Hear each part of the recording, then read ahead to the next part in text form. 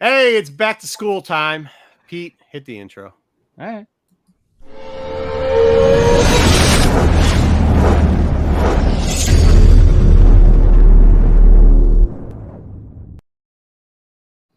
Hey guys, what's going on? I know it looks like there's only 4 of us here today, and we got Wayseeker. You're gonna see a little more Wayseeker coming around too. We got to have a little change up for a little bit. Some of the guys are getting buried with real life stuff. Gonna be doing a little bit more work and showing up a little bit later in the shows. So we might miss out on some Jedi intros coming up here for a little bit, and JJ might be. We don't know what we're gonna do with news. He keeps feeding it in, but he's not gonna be able to make the news. So we had to try to figure that out too. But, they're still around and everything like that. And you'll see them later on today, too. But before we get into that, let's say hi to everybody in the chat. So we're trying to figure out new ways to start intros or whatever. We're probably not going to be good at it. Nobody can do it as good as Jedi. No. But Ruben, Saturday Star Wars. Wait, Star Wars Sunday. Let's go. Thank you. This next one.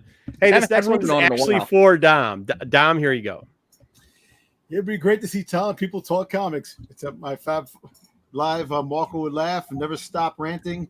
It's so bad. Please, Dom, teach me how cool and smooth. Thank you.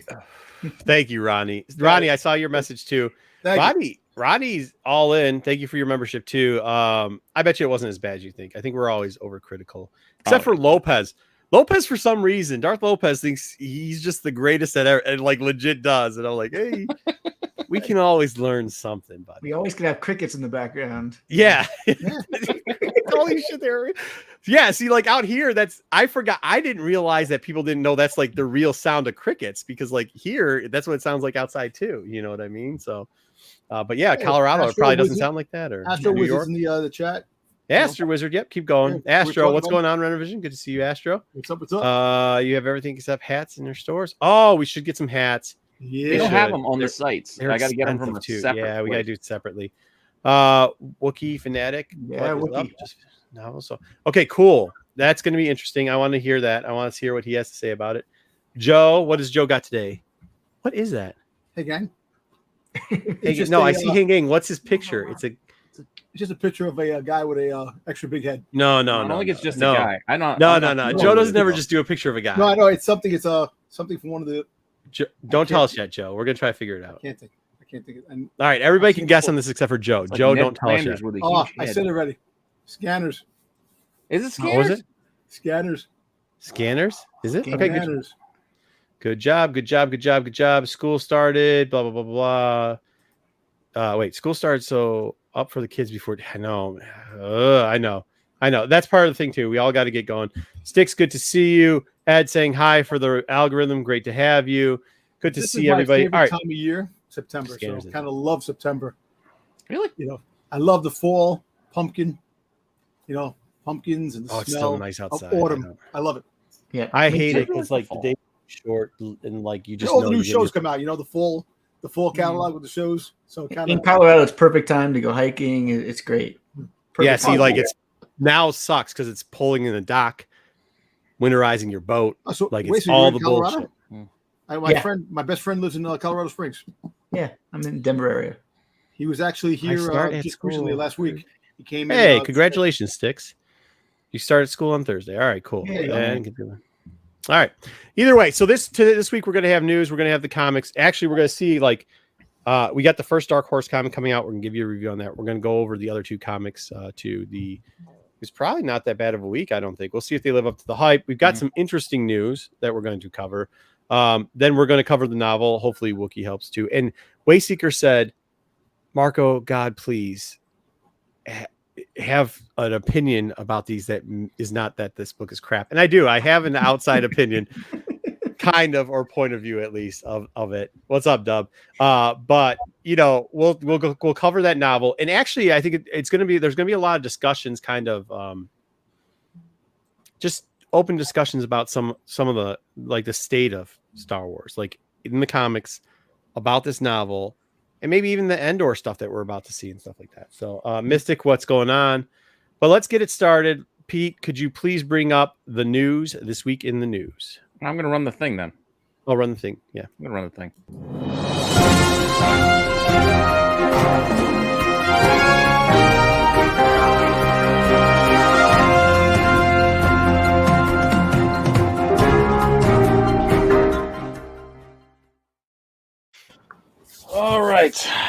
we've got JJ's news, and that is this week in Star Wars. First up, John Boyega says he's done with Star Wars. He's on with Finn in Star Wars. Yeah. Yeah. I mean, Is he? Is he? If that Yeah. truckload of money comes his way, is he? Come on. I think he is. I You know don't. what? Well, okay. Time out. This is the thing, Dom. Is there really a big cry for Finn? yeah, did really need to get a truckload? Did we have to see? No, more you know, of Finn? but they could have did so much with his character. I'll defend the characters to a point where the writing was bad that they didn't get a chance to be what they could have been. Finn's character was very interesting, and they didn't dish it out the way they should have. It was. He was. You know, he, Finn's been. I get character where with he could all. have been, Hey, but- listen, and I like John when he was in like what was the building one that he did? Attack the English Block. movie. Attack of the Block. I love Attack of the Block, and I Yeah. think John's a good actor. I think John had a huge role, and they shoehorned him into a buddy cop movie where it shouldn't have been, and neither him nor Poe were good in that. Like that just wasn't good. It wasn't something I found intriguing. And all Phasma I found intriguing. You know what I mean? I found the Leia stuff intriguing. I even like the Luke projection thing. Like there's a lot of intriguing stuff that I did find in those movies.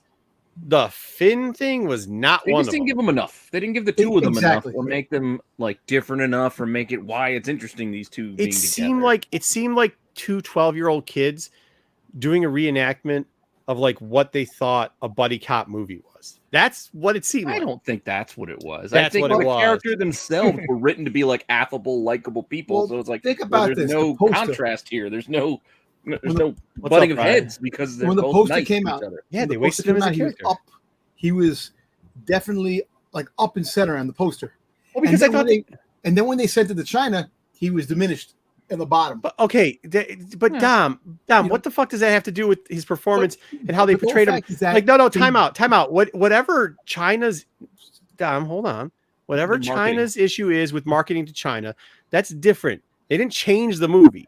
I'm Well, I telling know they you, didn't change the movie. I'm just saying he what and they Poe did. are the most vanilla motherfuckers they've ever had in a Star Wars movie before. There was nothing to them. They were not dramatic. There was no. The best part was when Poe told jokes to the knock knock joke thing. Like I can't hear you. That's his best part in 3 movies. And that's the Finn, part I didn't like. The only and Finn was part- pretty much, but at least it gave him some I enthusiasm. know, but you know, Finn look, was the plainest shit I've ever seen. look, Oh. the biggest line they gave John Boyega, Ray. He kept yelling Ray. That's all he kept doing. That's what I'm saying. That's what I'm And there's saying. no way that they can go with this character either, right? I mean, That's what I'm Poe, at saying. least There's you could, nothing to do with build a it. character He around. was a stormtrooper. He But you can't has do an anything issue with about it. why. Right. Why did he stop? Thank you. Look, why did he stop fighting for the First Order? Why? But that's not. No. Time out. But okay, They that. have a short story about that in one of the novels. Yeah, I mean, they do. But if they would, if they did a mini story on that to start off to introduce the character, kind of like they did Starlight, and then they ended up doing Rogue One, so that you knew the Ursay kid. Like, okay, but they didn't. That's where they blew it. Like, that's where they just made him fucking. Who cares? Like, they really. The problem with those 3 movies, no matter what anybody wants to say, is they put a bunch of who gives a fuck characters in there, and they didn't develop them. So exactly, and that was the problem. With So yeah, I mean, so John doesn't want. John's like, cool. I picked up my checks for a couple, but there isn't really a future for Finn. Yeah, did they ruin the He's character? Yeah, it's done though. But there's nothing left. Nobody wants any look. more Finn. Come on, Dom. Do you really want some more fucking Finn, or would you rather have some High Republic shit? I would. This is what I'm doing from now on. Finn or High Republic? Which one? You only get one. Finn or High Republic? What do you want? High Republic. I'm sorry. Okay, there we go. But- There we go. I know, but you gotta look at this. No. There isn't. There isn't. No, but come on, it's intriguing. He had force sensitive. He was force sensitive, and he was No. the reason. He wasn't. They added that shit on to try. They literally, because they're like, holy shit, this character's so They kind of fucking like boring. did. They did. Yeah, they kept doing shit. Oh, he's gonna get with Ray because his character's so fucking boring. Oh, he's gonna get with Poe because he's so fucking boring. Oh, he's gonna get force powers because he's so fucking boring. Oh, we have to try to give him a backstory because he's so fucking boring. He was boring. And it's not John's fault. John's a good actor. It has nothing to do with his It acting was just skills. the writing. Yeah, the role. It was not- boring as Yeah. shit. It was a boring character. right. Just chalk that one up to an L. Move. I mean, everybody takes an L. Chalk it up to an L. Move the fuck Yeah, along. it's And he- fine. It's fine to just let it lie. And move on to something else. AOA. You don't need to try to go back to make something better. Just He actually defended Mark Hamill too, saying Mark Hamill And Luke Skywalker should have more of a role in We the. should have. Like the book, should've. the stories were bad. Like he knows it. He doesn't want anything to do with it. Yeah. Okay, moving along. Cool. I mean, hey, that was his first big acting role too, though. What he said in that article, though, is, and I think he's realizing it too, and we'll get more into it because another article is going to bring it up too, but I don't think some of these actors realize that it's not the fan base as much as it's like, if you all of a sudden are getting, $20 million checks and you're in the top box office movie, guess what happens? People going to troll you. Like, they're professionally going to troll you. Like, some shit you might not experience before. But, all right, let's move on. Dave likes his shit. Dave thinks his shit's amazing. Dave's going to tell you. What do you want him to say? What do you want to say? Nah, this shit sucked. Nah, he's like, yeah, man, Ahsoka's sweet as shit. I did Ahsoka. I created Ahsoka. I love Ahsoka. I got to do live action of fucking Ahsoka. It's fucking what I wanted to do. It's amazing. Like, I'm sure he said the same thing about Star Wars Resistance. That's what he did. I'm sure he did somewhere. No, he did. No, Wayseeker. Somebody else did.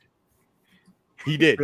He said, yeah. He's like, but then I will say this afterwards. He then was like, well, maybe because he said at one point, like, I was so pumped and I thought it was so great and maybe I got blinded, which just makes me nervous about Ahsoka, because he said maybe I got blinded and there was other things I could have done with the Resistance because it didn't look like I thought. If you look at season 7 of a Clone Wars, he was big time on that. He put the whole Ahsoka arc on that. So I have a lot of faith in what Ahsoka is going to be like in the show. If the show, I also saw Ahsoka move like a 50-year-old woman too. So that was on. She had to make sure her head dress didn't fall. Yeah, look, we'll see. Listen, I have a lot of faith in the show too. I just don't have a lot of faith in the creator saying it's everything I could hope for. Because what else are you going to say? Yeah, what else are you going going to hope for? It's like a religious experience. Sticks. Dang it! You had to bring up Resistance. Sticks is going to kill us. Yeah. I was going to say you're going to piss off Sticks. Look, I wrote something the other day. Yes, and it's everything I would hope for, and it's the greatest thing on that I ever wrote before, and people are going to enjoy it no matter what. There you go. Hey, come on, I'm going to win one fight eventually. Yeah, no, I mean, I don't want to have hope for this because I like Dave and I've like a lot of stuff he does, but I know Dave goes, if you look at his track record, he's usually 3 for 4. So I hope this isn't the one that's not the I mean, he's got the resist. He just goes 3 for 4. Like he's not a whole run. I mean, he just goes 3 for 4. You didn't put in the picture of Sabine, it's good. Her birthday picture that everybody wrote and had the drawing of what Sabine might be looking like. What do I care about that? Because Sabine is going to save this show. It's a sketch. Here comes the word salad. Somebody throw it up there. He just added something. What she's going to look like a sketch.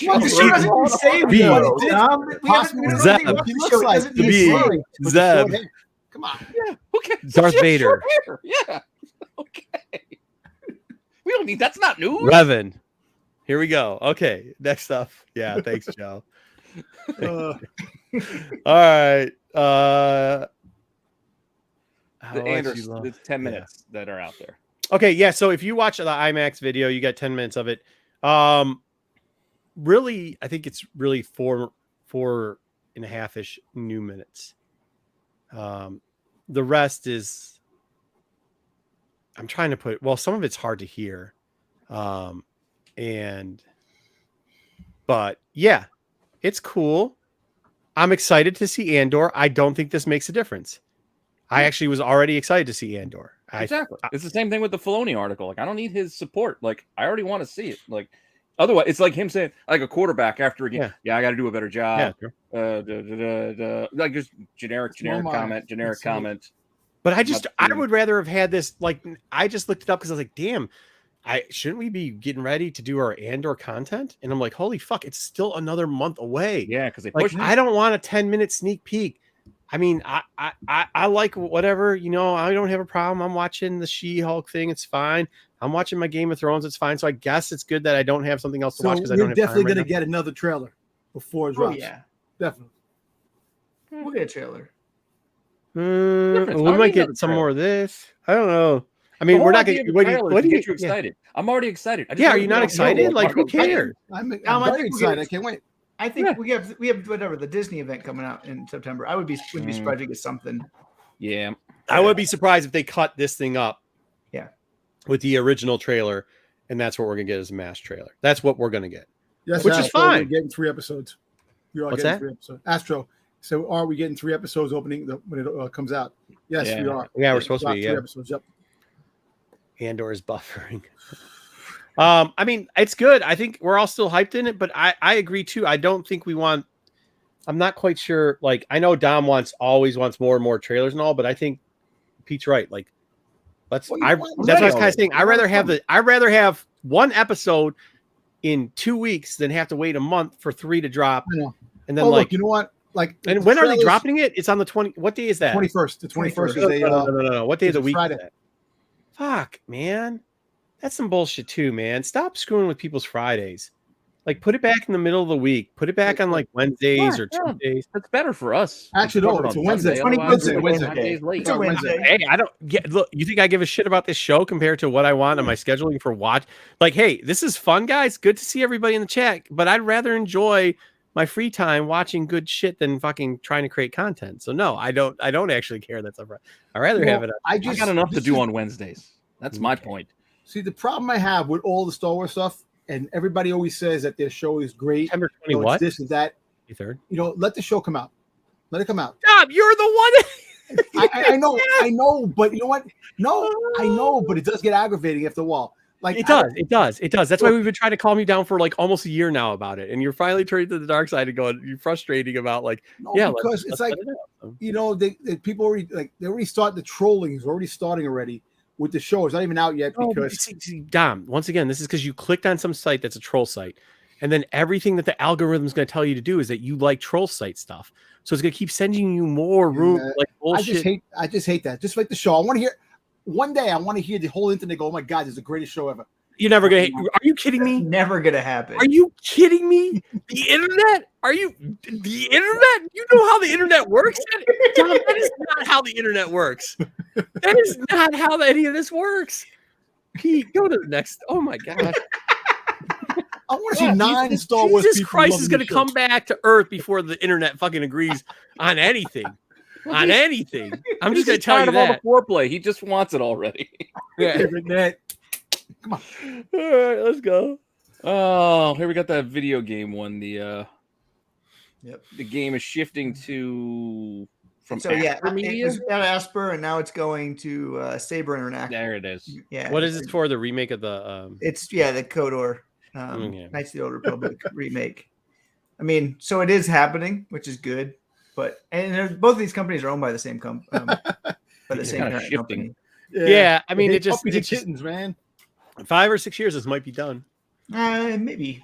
I think of 2025. I think you can see it. Maybe we can play it along with watching Secret Wars and the Tang Dynasty. You see, I want to bring up negativity, but no, that's gonna be. Oh, we got to, guys. We got to come up with something, a new shirt or something, or a new emoji about the internet and Dom, because that was just too good. All right, well, yeah. All right, go, Dom.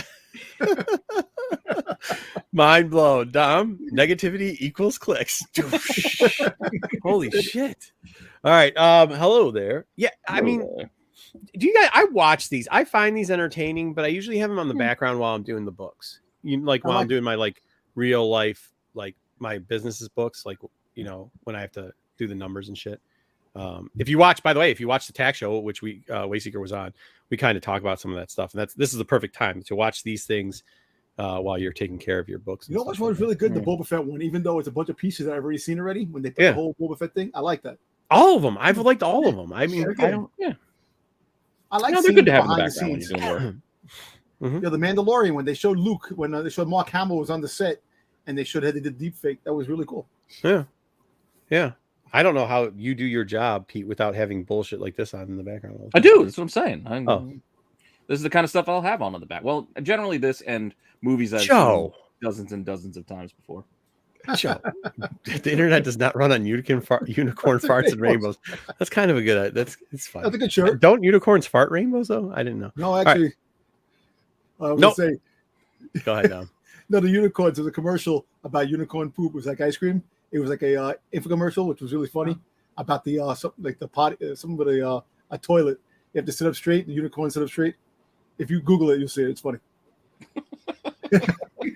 We'll have to save that. Yeah, Astronomer for House of Dragons. Next. Oh, dude, new toys are at Galaxy's Edge, I guess. This stuff? Halloween. Is anybody going there? Because if you could pick me up 2 boxes of the 4 packs. You know what? I can reach out to somebody I know. I really want one from, even if it's just one, because I want to get it for my mom. So, I like those. I like it, so I want one for myself. Candy corn one. Yeah, I think like these are cool. The R7 FNG, because look, that's the Emperor. Ed, get a hold of me if you're going. Are they going to sell? Do we know? Are they selling these? Is these only going to be at Disney World, or are they going to have it at the Disney store? Because they have some of them are exclusives. Some of them do show up in Disney stores, but these are mostly in park exclusives. Yeah, this looks like a park exclusive package to me. Well, they did the Droid Factory before when it wasn't. They had it at the actual store, but. Didn't they? All right. Well, if it's park exclusive, I mean, I know they're like $50 a piece, but dude, those are so. No, I think. Well, no, they are. They're $49.99. You know what's funny? Yeah, that's what I want is the 4-pack. I don't care about the purple one. These are actually better than the Black Series coming out with Chewbacca as a werewolf and the freaking Stormtrooper with the bones. I don't know. Yeah. But yeah, cool. No, I'm definitely looking to try and get a couple of those because I think they're super cool. And plus, you know, my mom dressed. She did. We do Halloween. My daughter loves Halloween here.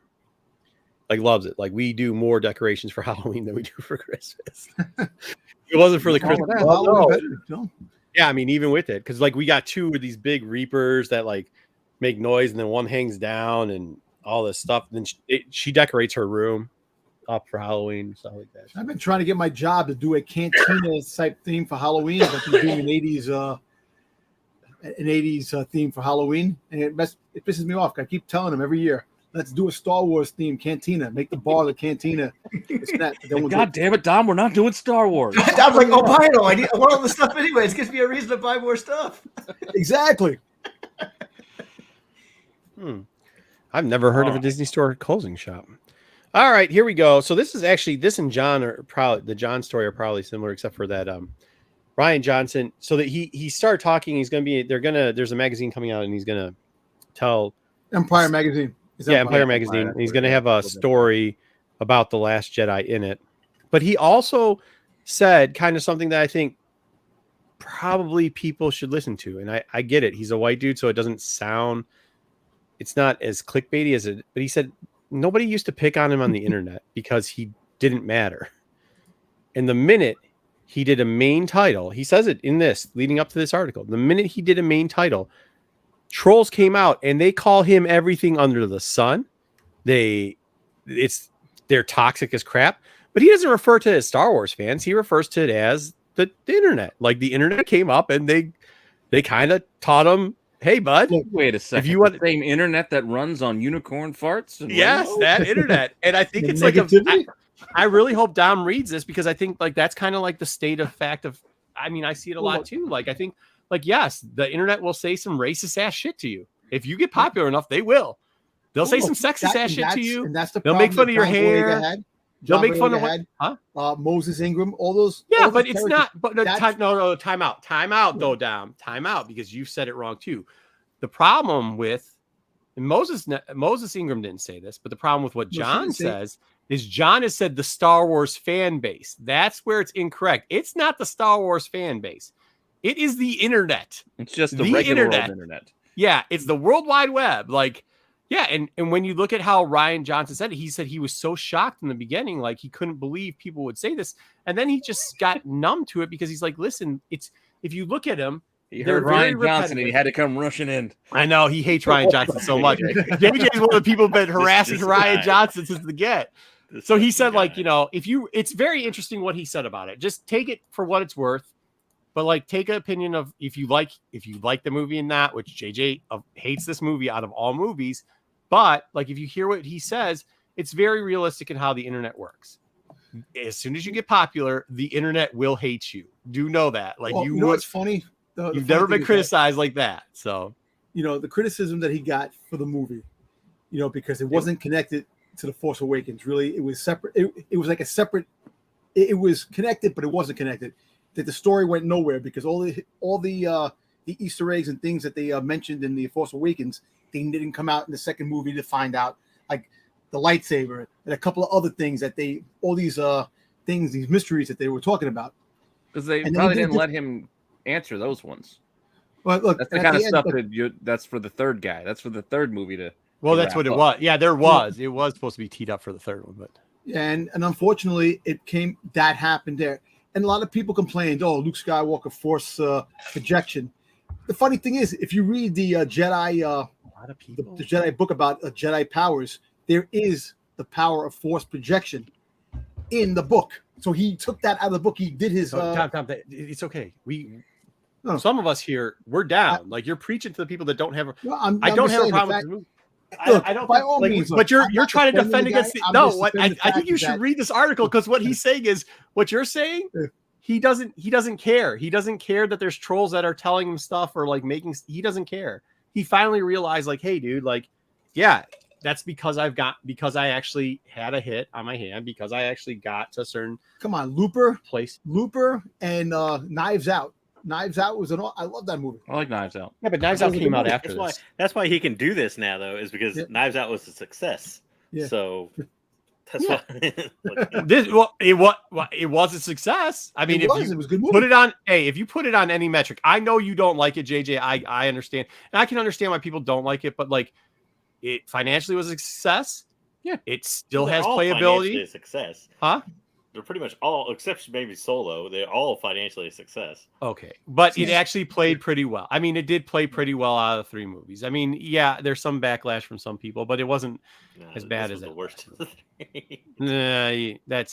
You're pulling. The problem was either way. See, this is why you put it in there, but that has nothing to do with this article. Once again, this article is literally about him saying people like JJ get on the internet and tell him he's the fucking worst. I know. And he says, "Hey, JJ, good luck with your life. I don't give a shit, but I'm going to give you some backstory He'll never get back to his trilogy, though. Thank God. I don't think he will. He still has it. You think he's writing this story thing and he's not getting into a trilogy? I don't think he's getting. We'll see. I hope he does. Hey, thank you for the algorithm, Steve.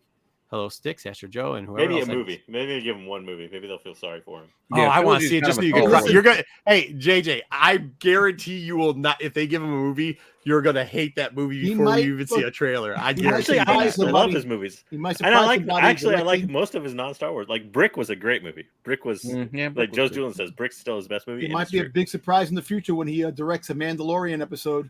Oh, good Lord. See what happens. He's not directing on man. He's above that. All right, move along. So he's going to get something in. I'm excited about it. I want to read about it in Empire. I don't mind. Once again, it's just like seeing those preview things that we were talking about or the backstory things that we were talking about before. I like to see the stuff behind the scenes with it, or at least have a little bit of background story from the people who actually wrote, were part of the movie. So if he wants to tell us a background story, it's fine. This was taking off of a site that I said, hey, that site's a dog shit site that just sells rumors. And JJ put it on here anyways. So here we go. It's actually not a rumor, though. Yeah, they're is it, though? No. Did you read the whole article? It's a little misleading. First off, it doesn't double the prices. It did double the price. Well, no, not of the trip. That's the thing. The trip. It didn't actually even double the price of the. No, it didn't even double the price of the dinner part. Because it was $39 and went to $50. But overall, it almost doubled. No, this is a 30 to 50 headline because it wasn't double. It was like 30% probably. But like it literally, they did increase the price of a lot of the crap involved in it. Mm-hmm. Which means they're selling it. I mean, no, I'm not. Everybody was like saying nobody's coming, nobody's going to go. No, that's not what I said. Remember, because I got shit on for that. All the trolls, that's what they're saying. This place is tanking and everybody's canceling and all that stuff. And so what it is there's a captain's table. It's like the prime table in the dining room, and they up the price from $30 to $50. Yeah, $30 to $50, $20. They up. I mean, you can laugh at it all you want. That's how it goes. Like, no, I'm laughing at Sticks' comment. No. I mean, hey, listen. Either way, so is that Wish? I see what you're saying. I still don't. I mean, look, to this day, I get that people go there, but like they're literally doing this. Like, this is what you like. Man, I'm trying not to knock them, but I would never do this because I can't do the cosplay thing. I just can't do it. Well, but it's a lot of freaking money. Right. I mean, the article was written like, "Oh, they're it's so bad because they're upping the price," and the truth of it is, it's doing so well. They're just like, "Fuck you." The website that likes to take them down a peg. What's that? So it's a slanted article, but But the truth of the matter is, it's not. They're not. They up the price because it's probably only going to get booked more as travel opens up more. It's thing too. I mean, shit. Yeah, I mean, so they give you extra whatever if you want to spend I mean, honestly, at Disney, spending an extra $20 on something like that. Yeah, that's not the big deal. Dude, and that's why I think we did for the princess table with my fucking kid. The headline's a little misleading there. It's not the it was. I will tell you this: the princess table we did the whole main entourage. Every motherfucking princess come down, sang songs, threw fucking roses up your ass. Shit, it was way more expensive than this horse shit. Way more. Not like that. Like, you know, the complaint of the article is kind of like, oh, you know, they're nickel and diming their way up to like a higher cost.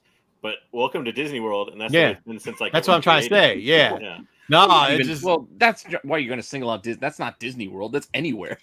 Every entertainment. Yeah. Right. The movie theater is going to do that to you. Think it costs them, $8 to give you a bucket of popcorn? No. They served us some fucking bullshit. Like it seemed like the Swedish. Remember they used to have what was that one restaurant? Swedish something or another. That was the type of horseshit food they had at this princess table thing. You couldn't imagine what they was for plate. Yeah. You got some Swedish meatballs. You got some other horse shit. Some other. You got some blue shrimp. A salad. It was the kind of same shit. Yeah. And it's what I'm saying is like this serves like pizza is like the Italian representation. Yeah. What I'm saying is like this for what they actually are serving here for $50 a person is that it's going to go up because there's no way it's staying there because of the other shit they serve at their other experiences are literally three times the price of this. Yeah. So, I mean, to be fair though, you're already adding on to stay at this part of your park stay for those 2 nights that you do this. That's already but that's like you pay to go into fucking Magic Kingdom. Then you gotta pay fucking more to go into the dinner thing. But that's then you gotta pay more to sit. That's what I'm saying. Like that's how Disney works. Like if you want like ham in your omelet, it's like double. We just explained to Dom how the internet works. Now we're explaining to Pete how Disney works. Like that's how it works, bro. I know, but that's what I'm saying. But you're already upcharging to go on this part of the trip. Like, you're not gonna be able to book a regular trip to say, you know what? But for 2 days in the middle of our week stay, we're actually gonna be on the Galactic Star Cruiser. So we don't need it. Well, we don't book rooms that way. So you can either pay $1,000 an individual night, or you got to pay for all 5 nights that week anyway, regardless if you're in that room or not. Yeah. But that's not what they're doing here. They're literally just going the Disney format of if you want the premiere, like so many people want the premiere thing, so they're raising the price. Yes, JJ. I'm sorry, Jay. Go ahead. No, I'm saying that's what I was going up. Like nickel and dime up, but that's the way they've always done it. Yeah, that's how it works. Yeah, that's how it works. See, I can't just go to a place like this and not be top tier. I have to do top tier. So I'll be spending about $10,000. I'm like, hey. I'll tell you though. Okay, this is terrible. Somebody's gonna clip this shit on the internet. I'll tell you though, when you do it, I'm cheap as shit. I really am. But like the one thing when we went to Disney and dropped like 20 in 5 days, like it was worth it. It was worth it. Every fucking penny. It was worth every well, technically it was 8, but I had COVID for 3. It was worth every bit of it. Like the princess table, even though the food was bullshit and stuff, like to see the 2 kids and like 18 princesses and they're doing whatever the shit they were doing, whatever the hell's going on, my kids, they don't ever forget it. They absolutely take advantage of that. Oh yeah, for sure. No, I know, but like sometimes when you pay for the upgraded shit, you're like, oh, this ain't really worth it. You know what I mean? But like they do roll the shit out. Like you could say it's expensive, and it is. And I'm not saying that's not expensive, but going into the trip, I'm like, this is some bullshit. Then I was on the trip, I was like, yeah, but at least they gave you some shit. I mean, they were like, it's not like something you do every day. Yeah, no, and that's the thing. Yeah, that's the decision you got to make. It's just like if you go to a baseball game, like you pay the upcharge to sit in the nice seats down first and third baseline or whatever, down low. Like, yeah, you can say I don't need to spend that much money. I can see the game. I can walk around the park. It's like, yeah, you can, but when you have the nice seats, you do notice that you don't want to. No. It's like me flying. No, because my kids haven't sit in any seats but presidential club. I'm talking about me. Exactly. Look, every time we fly, we get like the roomy seats or near first class. I need that. I can't be sitting in the back with those schmoes that are friggin' you have to bend your knee for 5 hours. I need movement. Pretty coach. All right. We're done with this park. Let's go. Let's go. Our now, last one more story. thing on this. The park will come back around. Wait, Dom, the one more thing on this is this. Would you, if you went to this, saying that if you have kids, the experience seeing the kids' faces is like Christmas morning opening gifts. That's priceless, and that's something that you cherish forever. And I understand that. And that's the thing. If you have kids, yeah, it's not even about that. It's no, because there's always time. Your kids can go with cheap. That's not what it. I would just say this about Disney is like they do it right. You don't feel like you've got ripped off. You know what I mean? Like if you stay in president seats at the game, like you still gotta go up to the vending, even if you get your service delivered to you. You're like, I'm paying $9 for a fucking hot. I'm just gonna assume it's a Boba Fett neck pillow, Ronnie. Yeah. So what is it, Dom? If you go to this real quickly, let's skip that. Dom, when you go to this, first off, is the wife the wife's not gonna dress? I know the wife; she ain't gonna dress up as shit. But like, is she gonna allow you to dress up in full Boba Fett gear? Probably. If I asked her, she'll walk away from me. But that's beside the point. Yeah. Nah, you know what? This time she dresses up, but the fact is that Star Wars really isn't a thing. You know, me knowing that. Bro, I've sat in the dugout, come out, and taken back in practice before. Like I'll send you the pictures. Like I've been there. I get it, but like, go ahead, Dom. I'm sorry. No, I'm saying that if I was to dress up as Boba, she wouldn't mind. She'll walk away, but she won't dress. But I definitely do want to dress up as Boba and walk the parks one day. And I want to do it in Times Square. There is no Boba Fett in Times Square. Oh, dude. Where I work. I know, but you don't want to do that. You don't want to be that. You know how with the naked cowboy and the dirty Spider-Man. Hey, I'll put some class. She just reminds me he can't take it. Oh, that's funny. Hey, look what he said. He goes, just as long as she'll remind him not to take his helmet off. Take anything else off you want. Wow, I read this terrible article. I can't even call this an article. I read these 4 sentences. And they literally start off with, this show hasn't even been fully written yet. Officially, the show hasn't even been fully written yet, and nothing has been shot yet. But they sure are leaking all the stuff from it, and that it could be the true stuff. And I was like, oh, good Lord. Well, they're looking at the art pieces. It's happened only once before that I know of, which was the giant Reddit leak of Game of Thrones, I think season 7. Mm-hmm. And everybody was like, this hasn't even started filming yet. This guy is leaking this shit, can't be right, and everything. It was pretty freaking right. Used to be, Wookie. Used to. Yeah. I mean, that kind of was, I guess. That was. They try to reference something. I mean, they try to reference something else that was. But look at all the other leaks of all the other Lucasfilm, like all those Book of Boba Fett leaks that, like, can meet up with Omega and that never happened. Yeah. Mace Windu. It's 2 years now. He's still supposed to be coming back. We haven't seen Mace Windu for 2 years. What about Mephisto? I mean, remember a broken clock is twice. It's right twice a day. So one day someone's gonna get some sticking. Yeah. So if you break it down to the minute, there's like a 1 in 60 times 24 chance. Well, it's not completely broken. So Wayseeker brought this up. There's 2 guys that started a website pretty much to get clicks, to make money off of it, and they're just writing shit. Like they're writing fan fiction, and they're saying these are leaks. Yeah. And like when you have to wonder where, and then people are using that stuff and saying like, oh, they know. Well, it's cold. Like it wasn't before, that cold everything is coming from these 2 people's website that they're creating. Like all of these articles are taking everything from that website. Yeah, and they're using it as the source. So they're saying, well, we checked this with the source. So they go on Reddit, they say, hey, look, this is what's going to happen. And then they're like, well, the source is the website. But they're the guys who wrote the website. So they're using themselves as the source. Like, it's not, I'm not a journalist. I'm not a journalist, but Pete, did you do some journalism school or some shit like that? That's how I wrote all my papers in college. All my references were. I don't have to be a journalist to give you some rumors. I'll give you some great rumors. You know why I went to business school? Because I couldn't do references and fucking footnotes on pages, bro. You don't have to do that shit when you're. I mean, you do for your thesis. I'll throw out a rumor right now for Acolyte. You want me to throw out a rumor right now? Throw out a rumor. Let's hear it. I don't know. So Kevin Scott writes High Republic stuff, right? This happens in High Republic, so maybe like the Darth character is like related to the Vault in Calais Terradine, and no. So this is what. So do you want to hear about Acolyte? So this is what with Acolyte, right? So if you've ever noticed that there is an acolyte that is in Darth Vader's castle, right? Do you know how old that acolyte actually is? The acolyte that's in there is actually the son of a female that was around during the High Republic. That female is one of the Lost 20s who is Reva, okay? I don't think. And that's why you never see the face of it really, because when it comes in originally, it's dark. And then what happens is, so that's Reva's son is that acolyte.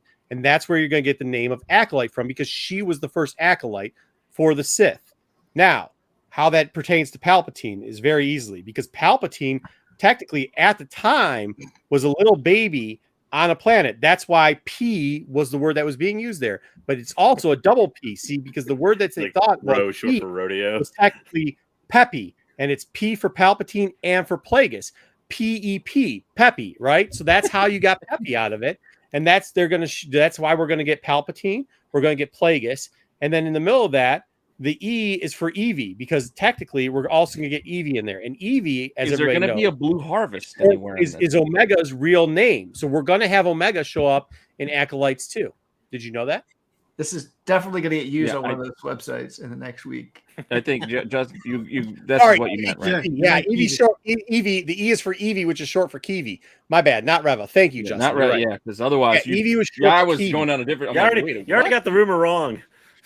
Well, been out there 2 minutes. It's already wrong. It was close though. I had it close. If Boba Fett don't show up, I don't care. P. Palpatine, Evie, Plagueis, Kiwi, Palpatine, Plagueis. That's it, right there. So that's who's going to be in the movie. See, now when like 1/25 of that prediction is correct, you can then go on the internet later and be like, "See, I was right all along. I was right." Mm-hmm. See, that's what I'm saying, and that's how it's done. So, all right. Evie is a poke. Whatever. Evie is that was a rumor. Somebody's been after those Pokemon McDonald's cards, haven't they? All right, the week in Star Wars. There it is. The week in Star Wars. I hope you guys enjoyed it. That was kind of fun. All right. Next up, you guys want to do comics? Yeah. Mm-hmm. Yeah. Well. All right. Let's do comics. I missed the Andor talk. Oh, what'd you think of Andor? We were excited about. No, that's what we had to explain to Dom how the internet works. That not every he thinks the internet one day.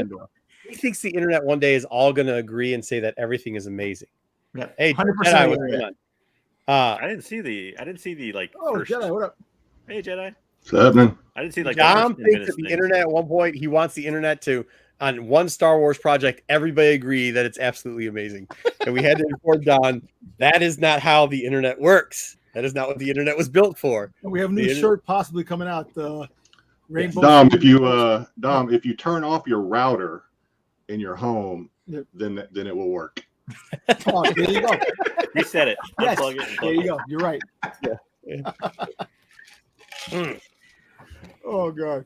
All right. Good thing that Jedi's here, because I'm going to need some help with the middle comic book in this review.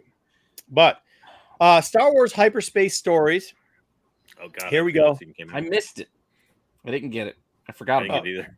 I forgot all about it. I just forgot about it. I looked at my file. I'm like, oops.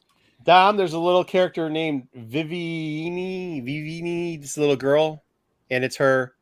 Sure, that's not the Eevee? No, it's not. In your Pepe story? Pepe no, it's not. I didn't think this was as bad as it was going to be. They do a little bit of Separatist. It's fun. It's a little bit more entertaining than, this is our goal, right? Our goal is for this to be more entertaining than the IDW just random series stuff. Like C-3PO. Star Wars random, though. This is still an anthology, right? Yeah, it's still an anthology. Yeah.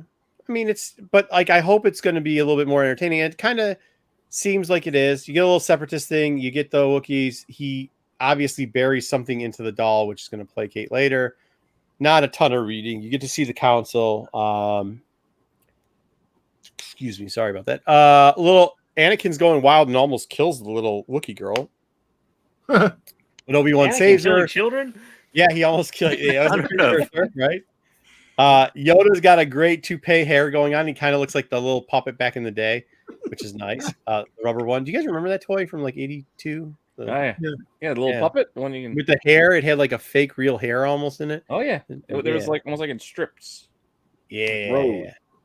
I made a big mistake. I have one of those, but the hair's almost fallen out. I was gonna buy a new one, and I made a mistake. I should take a Barbie brush to it, and you try to. Either way, they go down there. They beat up some battle droids. We get some Roger Rogers. This one I thought was pretty good with some of the flashbacks, or at least other stuff. The only thing I didn't understand was the Obi-Wan looks like he got shot a bunch of times, but then was faking. It was a little corny, but for kids, I think this will work out well. He goes, "Shh, we're coming back," because he's got to save. The other Wookiee's a senator, so he's got to help the senator out. They go crazy, a little bit more fighting. Yay, Padme's there. I'm going to say Padme, pew, pew. We get all the thunks and all the noises. We got a Grievous sighting, and actually a pretty sweet Grievous battle. And the senator wrapped up, throws himself. He does throw himself out the airlock with Grievous, right? That is what happened. They didn't say that's what happened. They kind of said that's what happened, but I think that's what happened. To save his granddaughter or whatever. And they're like, well, why would he save her? And it's because she's got a device in the back. So it says the end, but I assume that that's not the last time we see Vivian. We're going to get another story about her because there has to be something important about what they. So Grievous can breathe in space. If it goes like the IDW series, not really. Where characters just showed up and then disappeared forever. Yeah, well, I don't think they're going to disappear forever. No, I said, is it better than the IDW Star Wars Adventures? So I'm just saying that character may never come back again if it's like the IDW series. Oh, yeah. So is this a first appearance I need to go and buy and make sure that first appearance? So go out there and copies of the first appearance of Dark Horse yet again, the second time around. And this girl, so yeah, you can go out there and buy it and then sell it for double, and they can come up with a second print. I mean, the colors look really good. I mean, for kids, these are colors I feel like that kids are going to gravitate to. But I also think it's not so sometimes when they go kiddish, it's like, okay, it's either it doesn't fit the appetite of an adult to even be tolerable. You know what I mean? So only 2 covers, right? So surprisingly tolerable. There's yeah, no 1 in 10 or 1 in 5. 2 covers. Next up, this is where I'm going to need Jedi and Dom's help with Darth Vader. Well, I flipped through it and saw something I hated. Yeah. So it starts off. There it is. Yep. It starts off with the sand joke. Sand. Really wasn't a whole lot of new material in this comic. No. Not much talking either. So it was a lot of flashback. Then there was the absurdly big Liefeld pod racer, which and Vader almost fell off of it twice because Kitster couldn't drive it. Somehow now Vader can't drive. I don't. Well, don't remember Sebulba's ride was pretty big. I like that they gave us a very concrete reminder of the sand soliloquy from the movie. All they did was talk about the fucking sand in this book. The sand and his mom. And you think this was a troll book? Like they didn't troll that whole moment. But you see, we're making fun of it. Think about it. There's still part of Anakin at this time that is not fully turned to the dark side. That's why he thinks about this stuff. So it makes him angry, but he's still thinking about this stuff. So that means even now, he still is not fully there. And that's why Vader was never fully to the dark side. I see it differently because this is like my own hate fuel of things that I hate remembering. So I'm seeing as Vader fueling his dark side by remembering the shitty parts of his memory, like how much he hated sand. And so this was arguably, in my opinion, not a terrible book. Then he starts falling. But you have to say it's arguably not a terrible book. It's not for me. But Jedi is like the series. This arc, and I have just been because then she's underneath the thing and he picks her up and saves her. The ending was okay too. Oh my god! So he puts them into that rocket so that they can all be safe, and then he chokes Officer Pett or whatever so that he blows up the planet. But look how far he chokes. He figured the power of Vader. The guy's on the starship in space. He's on the planet. He's still choking the guy. We did that before. Hey, Kyle. I know, but remember? Yeah. But that's what I'm saying. I think it plays to a certain fan base. It's just not a fan base for me. Because then he saves her, she's still alive, and then the Emperor part at the end's like, "Hey, you tried to save your wife, you tried to save your mom, you couldn't save them, you could save her." So this last panel kind of got me thinking. I mean, what is going through the Emperor's mind in this last panel? Is he thinking that Sabe is somehow going to be Vader's redemption, his savior? Does he think Vader feelings for Sabe because it reminds her of Padme. I'm not sure what's going through his mind in this panel, other than I think it probably spells out doom for Sabe in one form or another. I think, yeah, it does. I think this is one. I think it's that same story that we've heard. Like, I think this is when I say we all, you know, a certain fan base always says they want new stuff, but they don't want anything new. This isn't new. What it is the emperor is going to get him emotionally connected to something and then take it away and kill it, just like he did with Padme, just like he did with the, you know, like all that type of stuff. It's just another one. And that's where I understand that people like this comfort with storytelling in Star Wars, but it's not like I don't know. You know, I'm not negative on it. I just say it's like not for me, man. Like it is okay. Look, I look at it this way. The Vader stuff is very intriguing because they're still milking on Vader. A lot of story. Did I put 24? Shit, did I get the episodes? Yeah, sorry, my bad. You Mystic, you're right. It's 26. My bad. Okay. You know, and I still see that there's some filling in the gaps, but there's going to come a time where those gaps will be filled, and then you can't do any more Vader. You know, there's only so much Vader can. You know, you have 3 series already with Vader and different parts of the sequel trilogy, different parts of the original trilogy. You had, you know, after New Hope, then you had after Empire, before Empire, and now this. Yeah. You know, so it gets to a point where how much more can you have Vader redemption? So, like, this leads to his redemption. Well, not much more. He's gonna die. That's where I think we kind of were talking about, like last week in the 26th Star Wars, and a bunch of new but like they're literally squeezing every gap. There's no room for any of those 50 characters to do anything because there's not a lot of space left. So it's not, you know, we're just Sabe's death has not been canonized yet, though, right? Or has it? It hasn't, but like that's going to be Look, well, I'm going to hold on to hope then. It does make it seem like a lot of these Star Wars runs are going to end about the same time, and they're going to go in a new direction completely. Not too long from now. Well, once you get to Return of the Jedi, right after Return of the Jedi, that's all you can go after because this is before Return of the Jedi. Right. You know, so we're getting there. Once we get through the next, you know, many. Did we already do Return of the Jedi before? We did pre-Return of the Jedi. Yeah. So I mean, like you could always still squeeze in. I guess I thought they were going to be done squeezing this in like 2 years ago, and they keep finding ways to squeeze shit in. Like the Sabi story, like everything with the Crimson Reign, Crimson Dawn, Crimson story. Like they somehow seem to keep telling the same portion of the same story over again and fitting shit in there. Just like by the time the Jedi comes, Return of the Jedi comes, everybody's gonna be killed. All the characters that they introduced, they have to be one way or the other. Some like there might be some that escaped. But it's not. I mean, it's of zero relevance. I agree. Yeah. Once again, I think, and I know you guys are getting sick of hearing this, but I give props when I feel it's deserved. And Dr. Aphra was the winner and lived up to the hype this week. It was a good book. If Star Wars could write shit like this every time, I think we'd have zero complaints. And I don't know, man. I liked it. I fucking liked it again. I tried not to. I really tried not to, but they didn't just do the thing with. Great way to open up a review. I tried to hate this book. I tried to hate it, but I tried to be neutral about it. I tried to just be neutral about it and be like, okay, well, you know, like we're gonna, you know, we still realize that this is like a midway point between the next part of the Crimson storyline. So, like, what are we doing here? And they brought the Arcus back, and they're doing, you know, they're doing Iron Man Aphra, but then they brought back Magna and they brought back her dad. Everybody. They literally brought everybody. I'm like, okay, so it's going to be too much, right?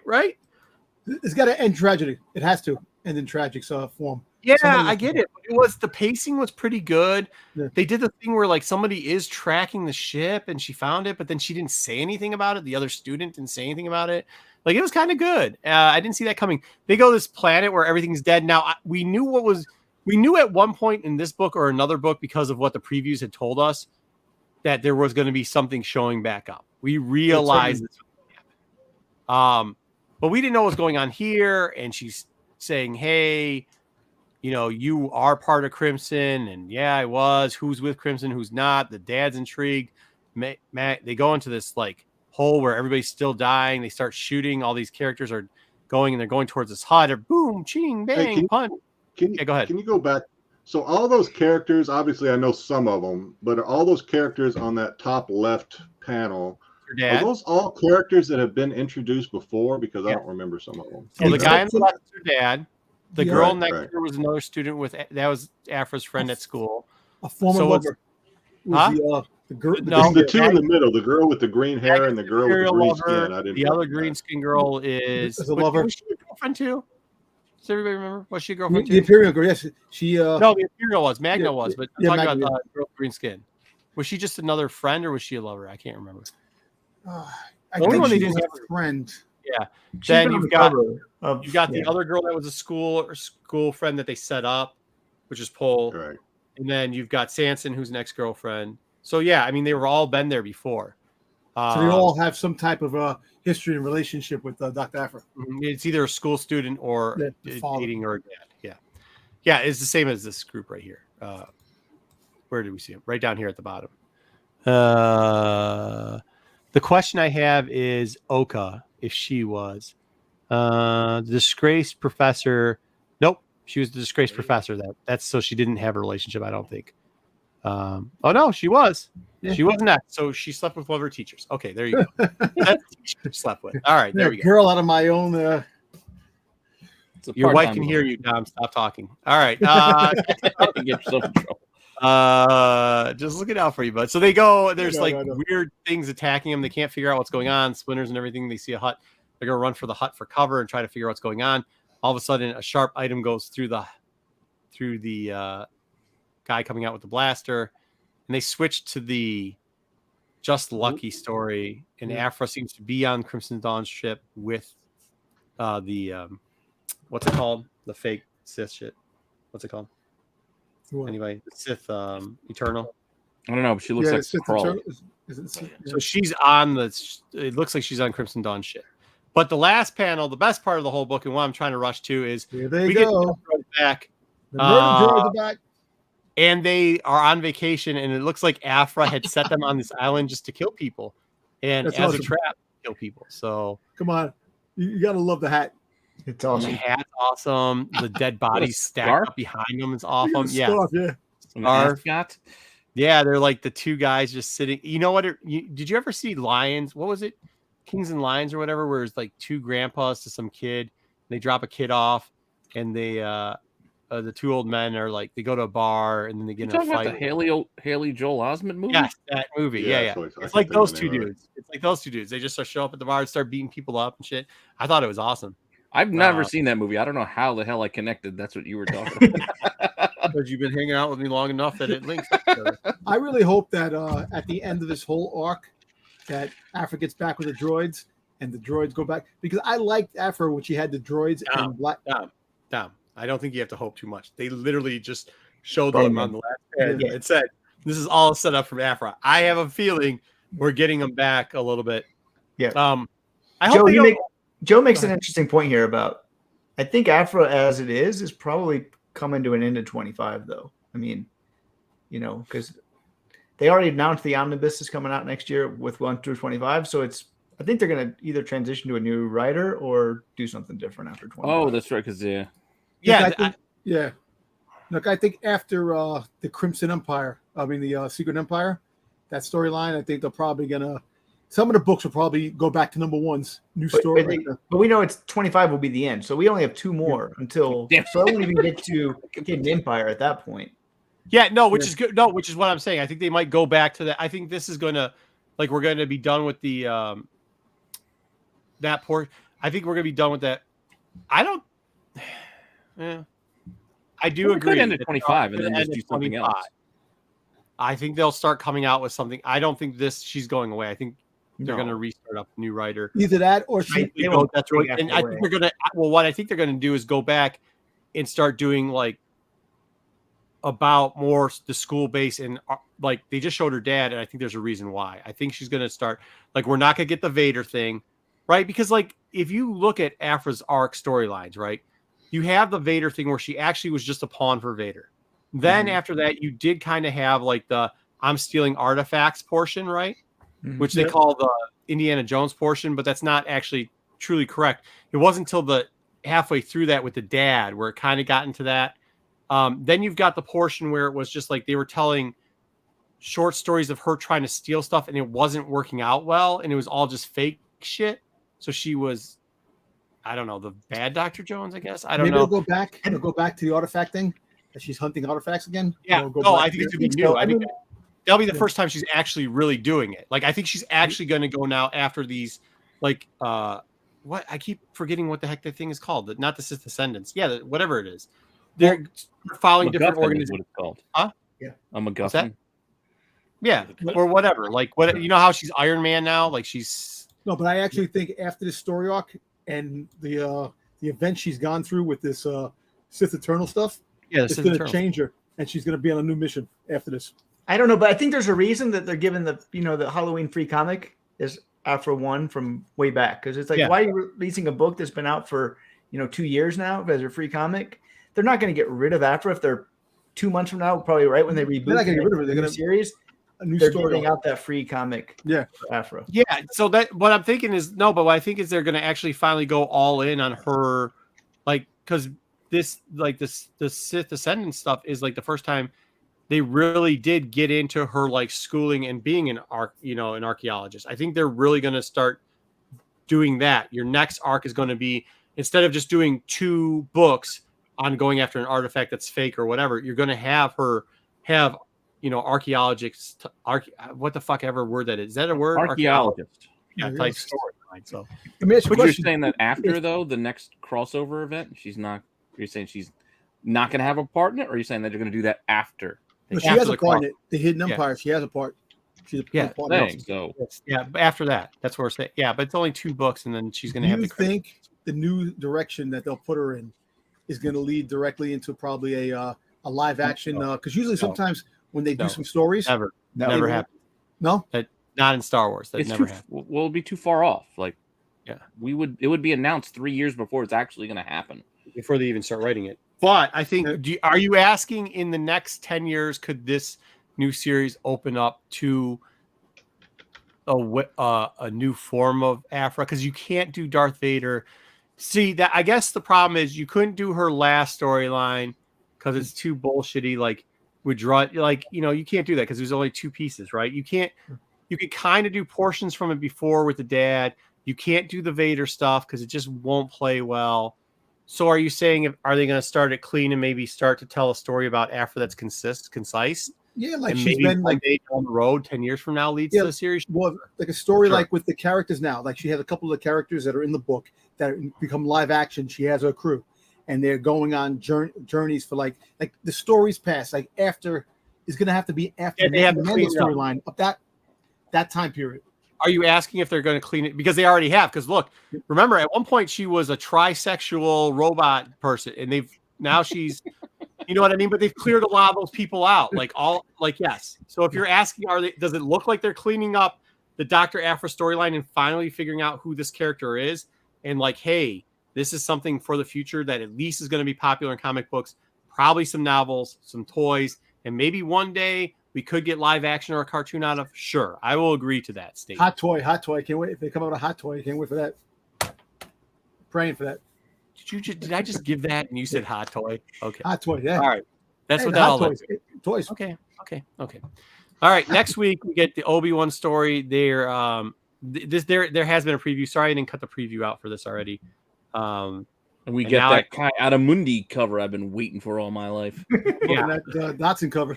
Too bad they didn't put sweat. Remember? Do you know that the DH, the Dark Horse used to always dry on with the sweat coming off the top of his head? That's for Mundi. Isn't there an extra hyphen? Like they don't really need a second hyphen between Kayadi and hyphen Mundi. So I think that's a little weird. Well, you said it. It just strikes me as that's not right. Michael Trott.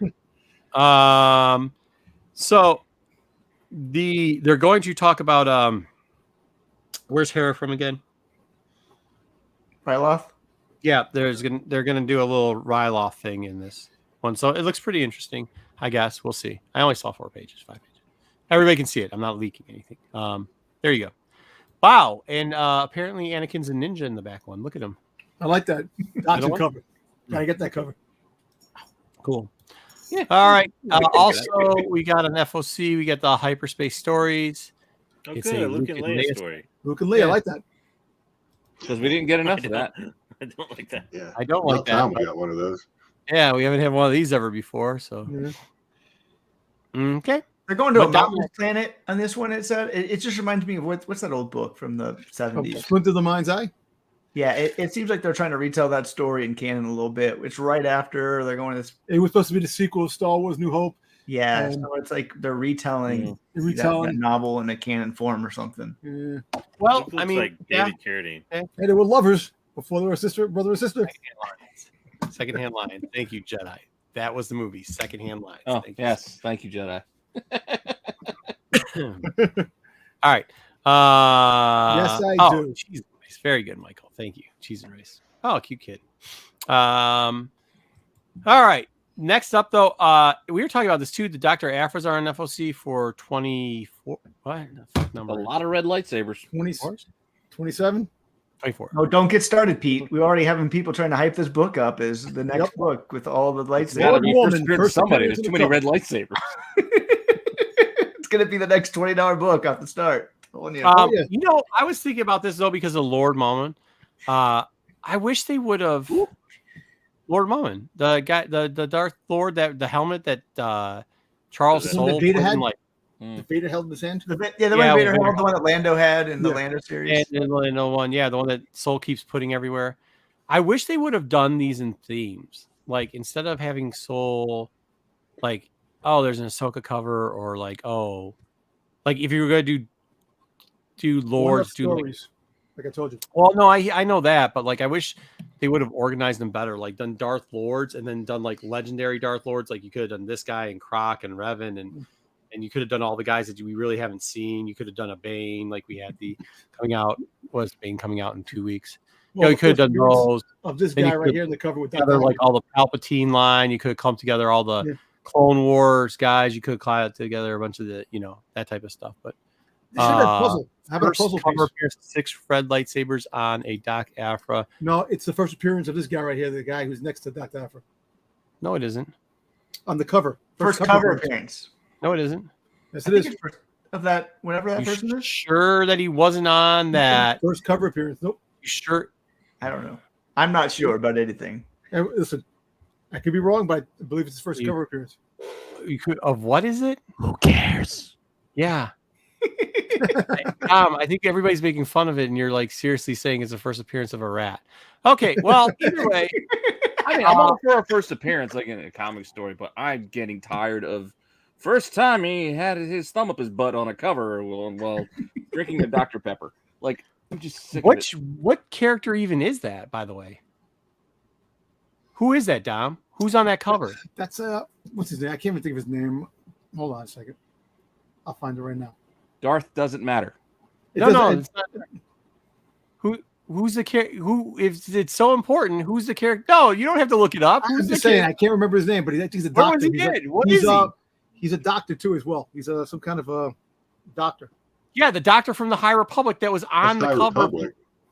Yeah, that you're talking about the doctor from the High Republic. That was on the cover when he had what's her name? The He's daughter. Still alive? It's the same person. That's who it looks like.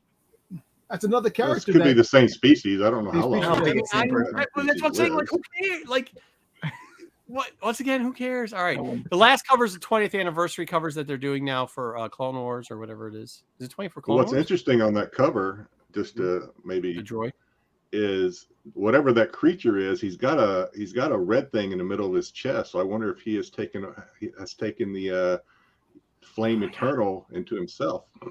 He is Regis. Yeah. Okay. Well, also the torture droid that was in Jabba's palace. It's his first head appearance in a bag on an Afra cover too, on the way right cover. Just so you guys know. All right, that's all we got for FOC. Oh no, we got the Chewbacca. Dude, I thought this was gonna be like 5 books. No, it's an ongoing series. It's an ongoing series. I was hoping it would be 5.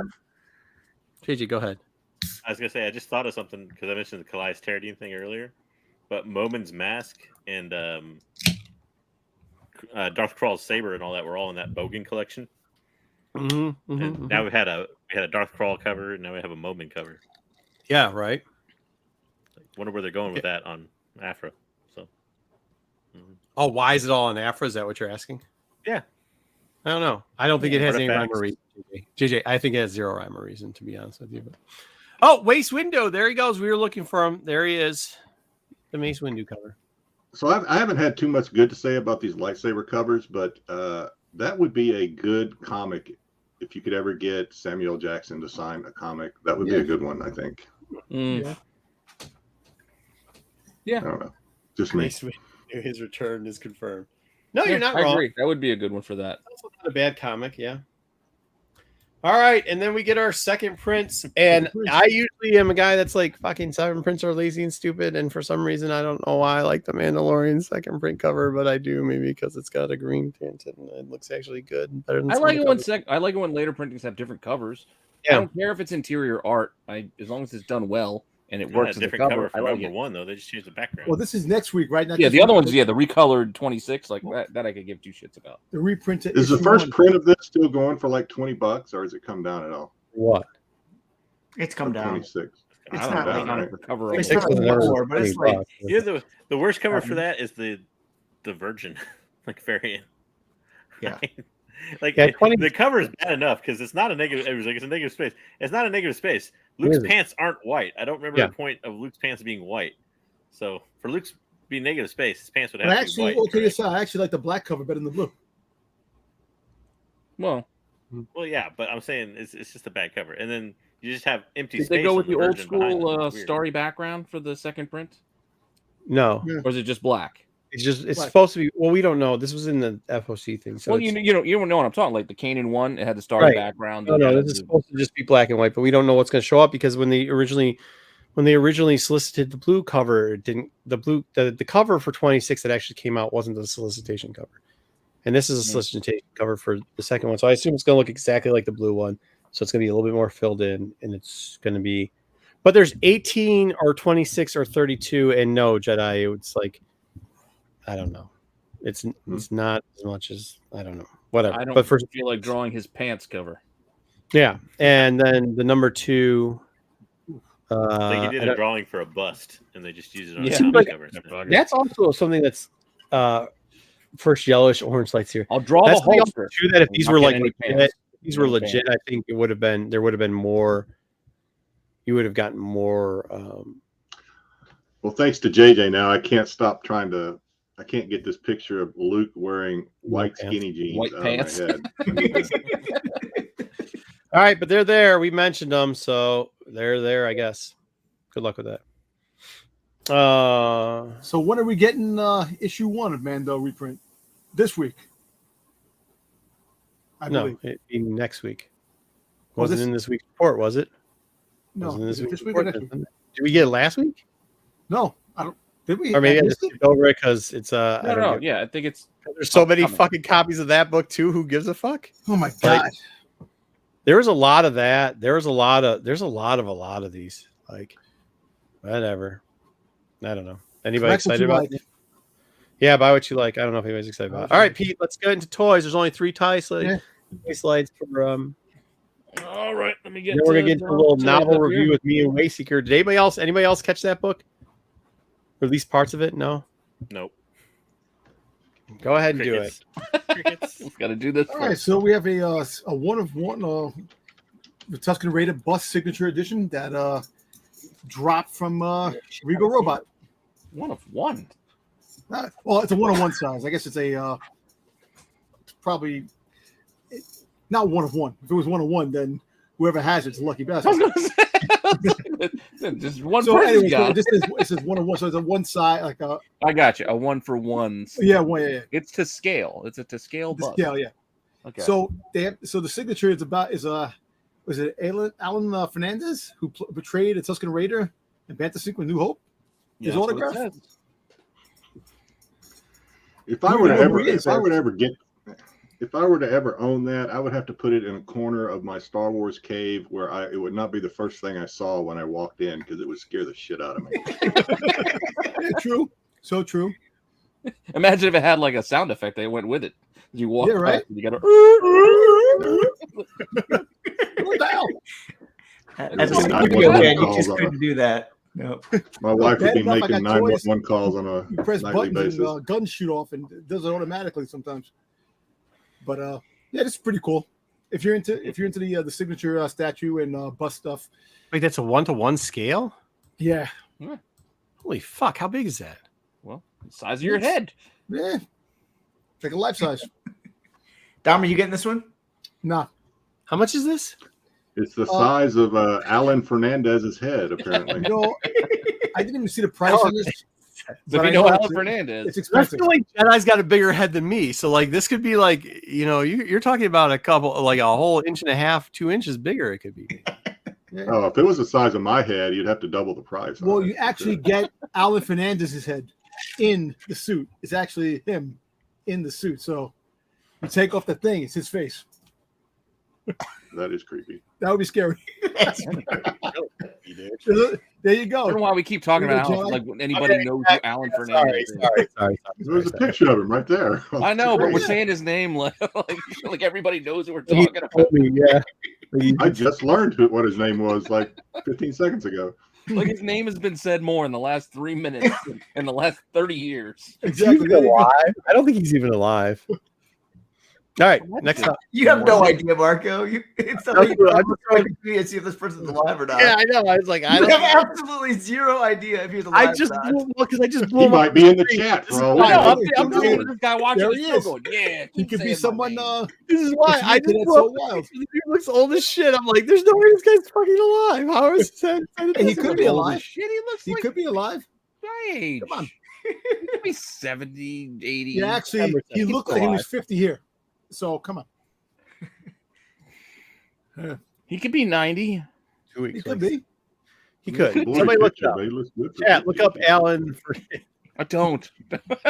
I don't want to know. Okay, next up. We've covered it. All right. So next up from Nerdverse, we have a life-size bust of Vader. Well, I'm going to tell you all. Spoiler alert. Dom likes this. I do like this. But is Dom going to get it? That is a question. I'm only going off of your glowing review of the Hot Toys that did this. So I. Oh yeah, the Hot Toy was awesome. Yeah. You know, Yeah, right. He's not a period. What's the That would price be tag awesome on if this, he Dom? did. You know what? So hey, is he? Nah, he's trolling. Come on, man. Because I would go for that specifically. Yeah, so there's a life-size bust by Nerdverse. Pretty cool. You get the Vader with the broken helmet. Is the cloak fabric or is Yes, that it's like fabric. It's fabric. bust? Okay, I'm trying to figure it out. And the helmet comes off. The piece comes off. You can actually something which is really cool. I have no place in my apartment for this. Bad enough, I'm here.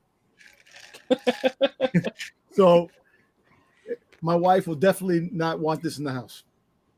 Yeah, I don't think I'd want this either. I mean, Jedi made a joke about the Tusken Raider, but this guy looks like he's staring at me no matter where I move. Well, I'll tell you what, the Hot Toy has the eyes. That eye is following me. You had the eyes. Remember I told you about the eyes that move in the Hot Toys? So just think how creepy this is in the corner of the room. He looks like he's looking at me. Yeah, he looks like I'm going to come get you. Yeah, and I don't like it. Vader? Lord Vader? All right. I don't know how much this is, but this is about $1,500 easy. Oof. Because if you the sideshow Boba Fett's life size, it's like $1,500. So this is basically the same price. People are complaining about a $20 raise in dinner prices and $1,500 though for creepy Vader. Okay. Well, you're already charging him $6,000, and you're like, give me another 20. It's like, dude, you can't give me free shipping on a $6,000 slab. That's what it feels like.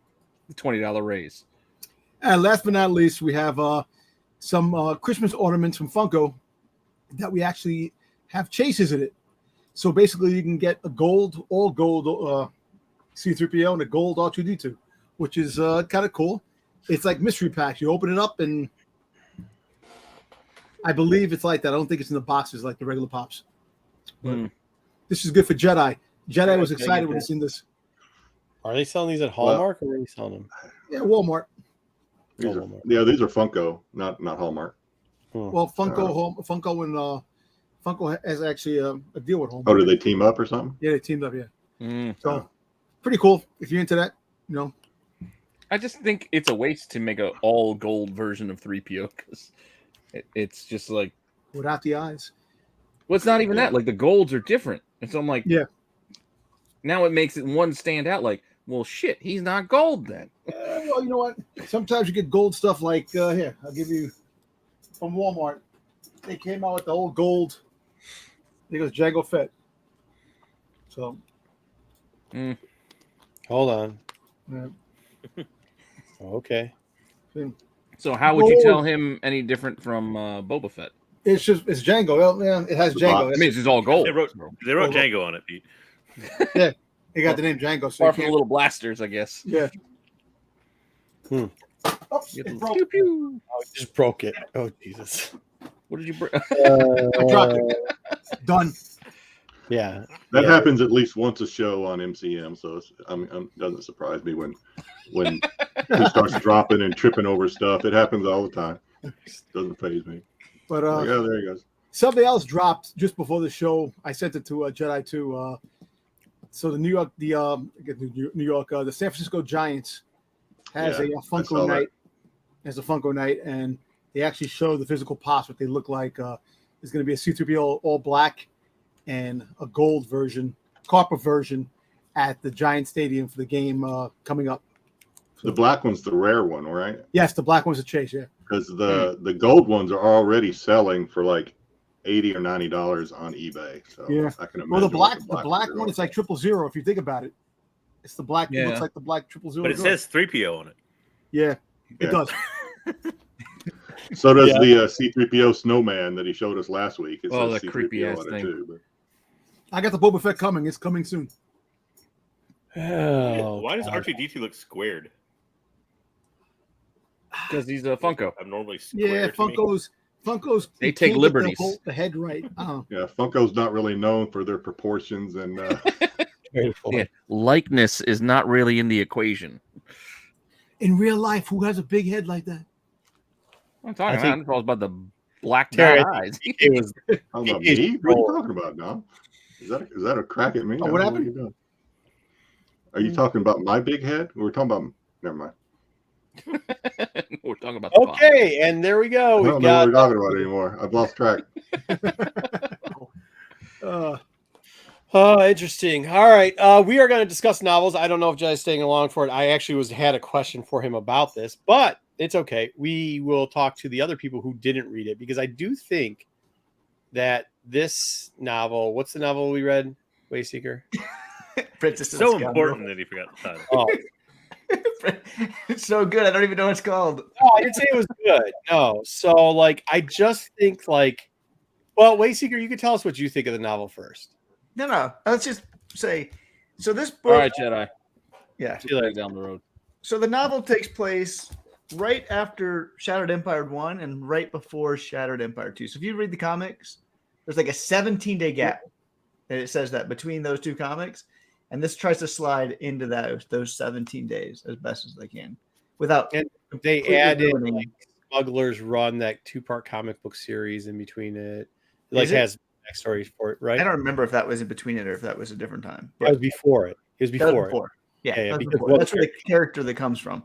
But so it's in that 17-day gap that they have. They're like, oh, let's fill it in with a wedding. Han and Leia, are so happy after Endor ends that they're like, let's just get married. So I don't know who wrote this, but Trevis. Okay, well, she did a really good Star Wars book. She did the Rebel Rising book. Okay, did a very poor job of reaching out to me on how I've seen and I enjoy both Han and Leia being written. I would say for me. Oh, wow, the travesty that she didn't reach out to you. I thought you had a positive spin on this. No, I do. No, but the whole book is about the relationship too. That's it. But how Gray's written, I always think that's the standard bearer of writing Leia, right? There's a couple guys that write Han, a couple people that write Han that do an exceptional job of writing Han. And I was thinking about that and this is the take on it. I was thinking about that while I was reading this book or listening to it. And I was thinking, But and this is where I wanted it. Like me and Wayseeker have been telling people like this book's terrible. Like, but it's because they don't write the character. I don't know about you, Wayseeker, but that portion of how they wrote those two characters is not how I like Leia. And figure out how you're trying to sell this. You're telling me that the writer wrote the main character of this novel poorly. I was like, I got an idea of how to do this. These characters weren't written very well. Well, shit. The main characters are on the cover. No, not written well. I didn't say they. No, that's the thing. They are written well. Like the book is written well. It is. Okay. The book is written well. The writer did a good job writing the book. I thought you were leading me the other way.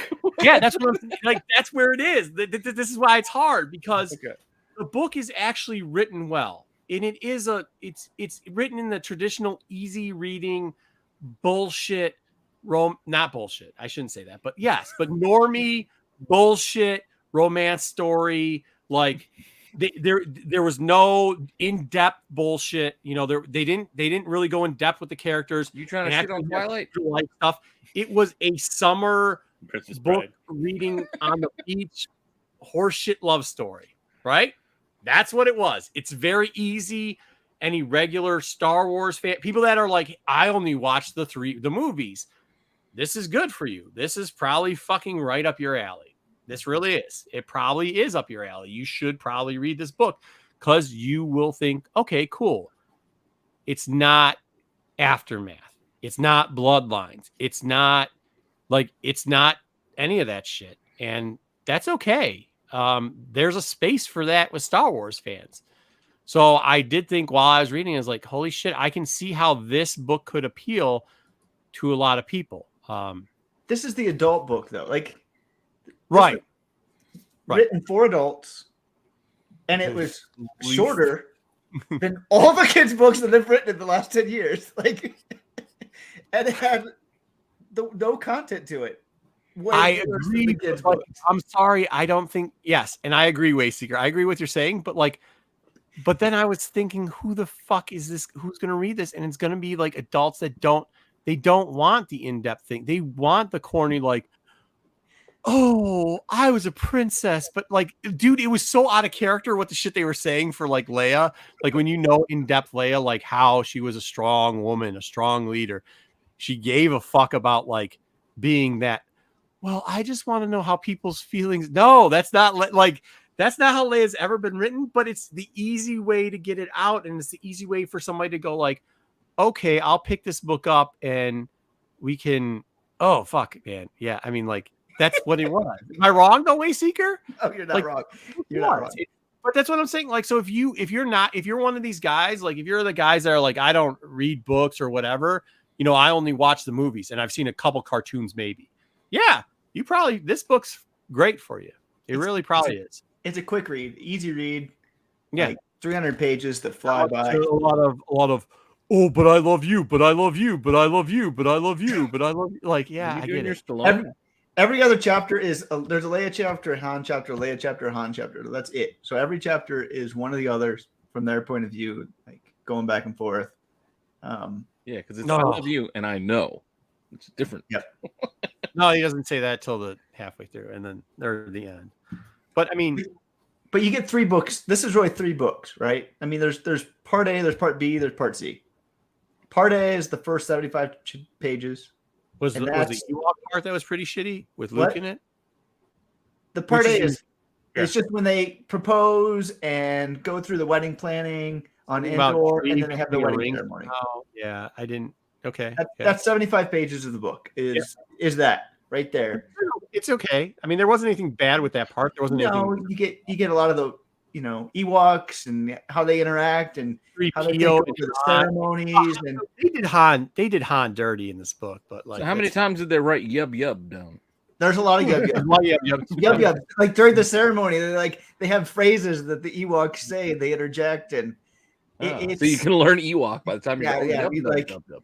The first 75 pages are kind of just trash, but if you like want to know like how they propose. You thought that was the trash part of the book, huh? What? You thought that was the trash part of the book? I mean, it's trash, and then the next part's trash, and then the next part is a little less trash to me. but maybe you'll disagree. So you guys are not doing a good job of selling this. If that's my job. No. I wasn't trying to sell it. No, this book is not for me. 100%. This book is not for me. It's not for Wayseeker. You know, we have at least half a dozen Dr. Seuss titles here. That's how. Yeah, the chat is gone. They're like, this book. We're gonna keep coming up with the book isn't for us. I mean, it's not made for us. I don't think it's made for hardcore fans. That's what I'm saying. It's just made for people who want to love story in the Star Wars universe. Yeah, when someone writes New York Times bestseller already, so I don't want to stereotype, but do you think this was kind of a way to maybe capture more female fans? It's kind of like build as a love story type book.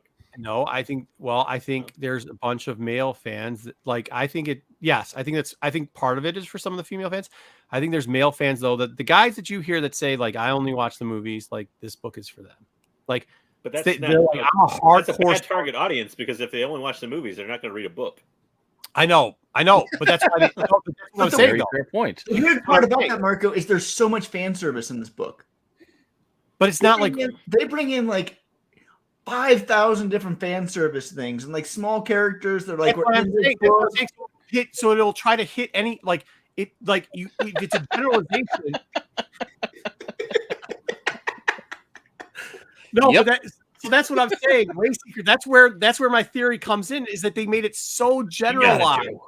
They made it so generalized that no matter what, like whenever you talk Star Wars, there's always some how people see it through their point of view, from a certain point of view, right? Like they literally made this book for the point of view of like the most generic motherfucker, like, because this book is generic.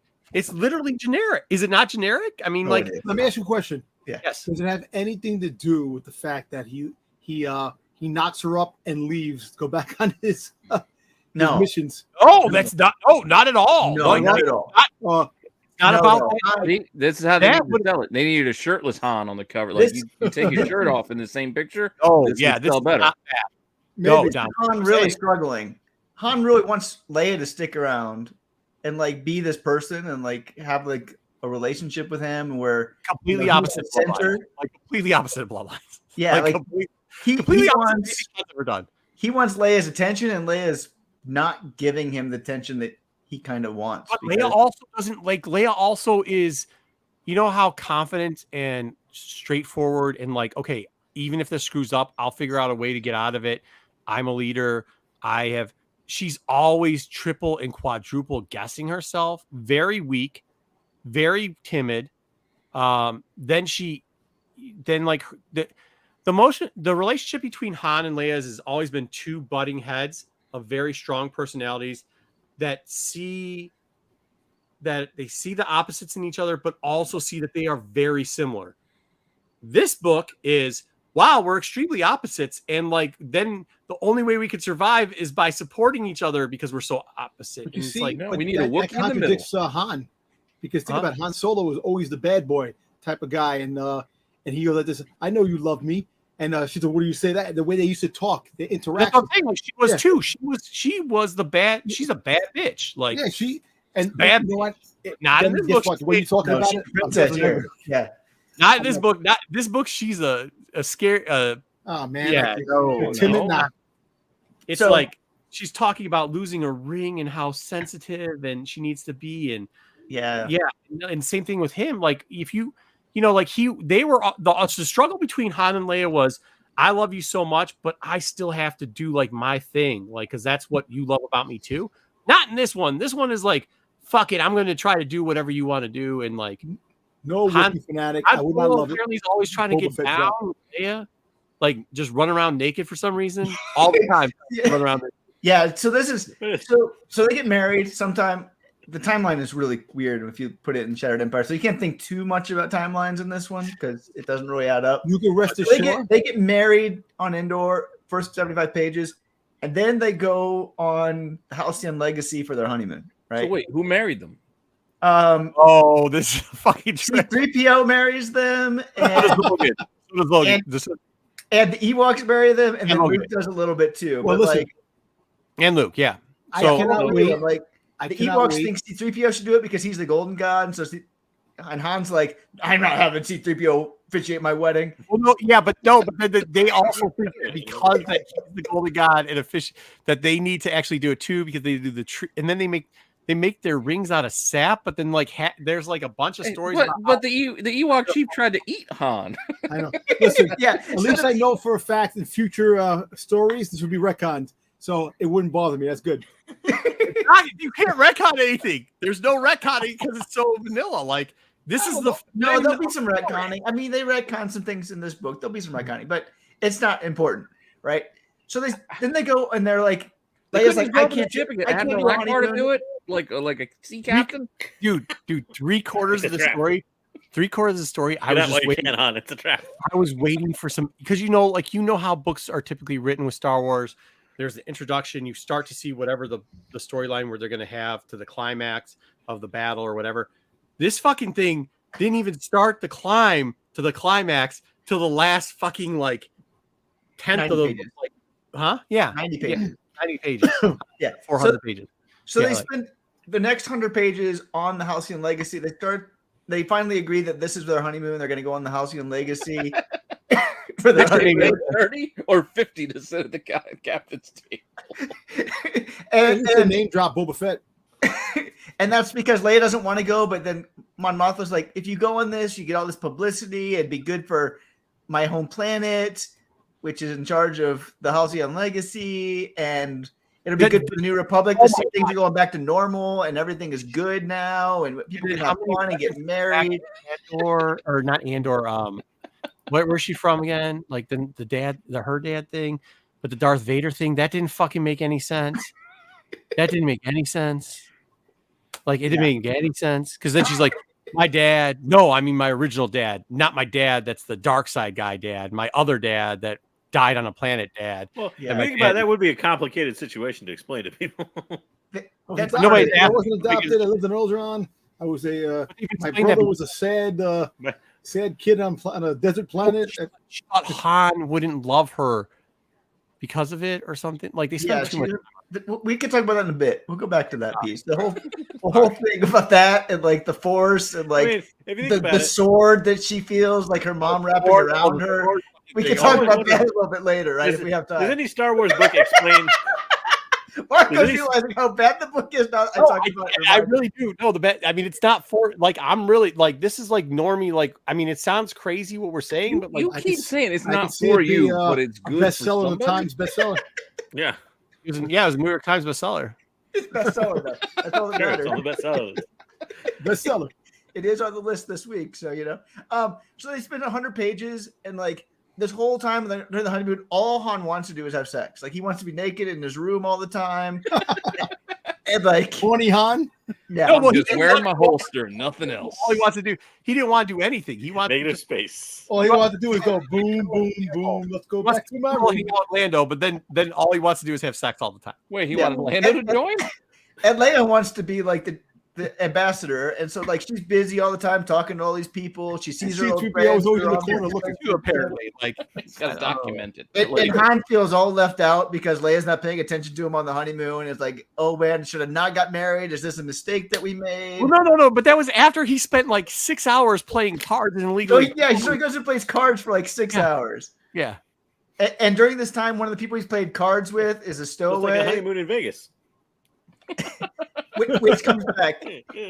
He plays cards with a stowaway. That's what we need in Star Wars. We need more Nick Cage. Wait, what was the point of that playing cards with a stowaway? By the way, it's because at the end of the book, the character comes back and saves the day. The stowaway does. Right? Oh, the stowaway, but Zeb or the Losat, that was cool that there was a Losat there, but there's a Sat, not a Losat. That was kind of cool, but like he didn't serve a purpose, did he? Like, no. I thought if you would have saved him, that would have been cool. Like, you're right. They literally just like, yeah, nicely done. Good job, Jerry. They literally threw all types of, like, they just did that to do it. Like, that's what I'm saying. Like, oh, you watch Rebels, you know what a Losat is? Zap. So like, they threw one in for some reason. But this one had different color eyes. It was really important. This one had different color eyes than Zeb for some reason. All right, on a scale of 1 to 10, what do you rate this book? Oh, no, we're not even supposed to be done. We're not there yet, Dom. We're not there yet. The move along signal. Damn. So part 2 is 120 pages on the Halcyon Legacy, right? That's part 2. We are moving it along. We're moving along really quick. We are. We're zooming through 120 pages here. Oh, yeah, but no, what was with the other woman that was gambling down there? Did she ever have a purpose? She didn't have a purpose either. No. No, there's no purpose. No purpose of all of that.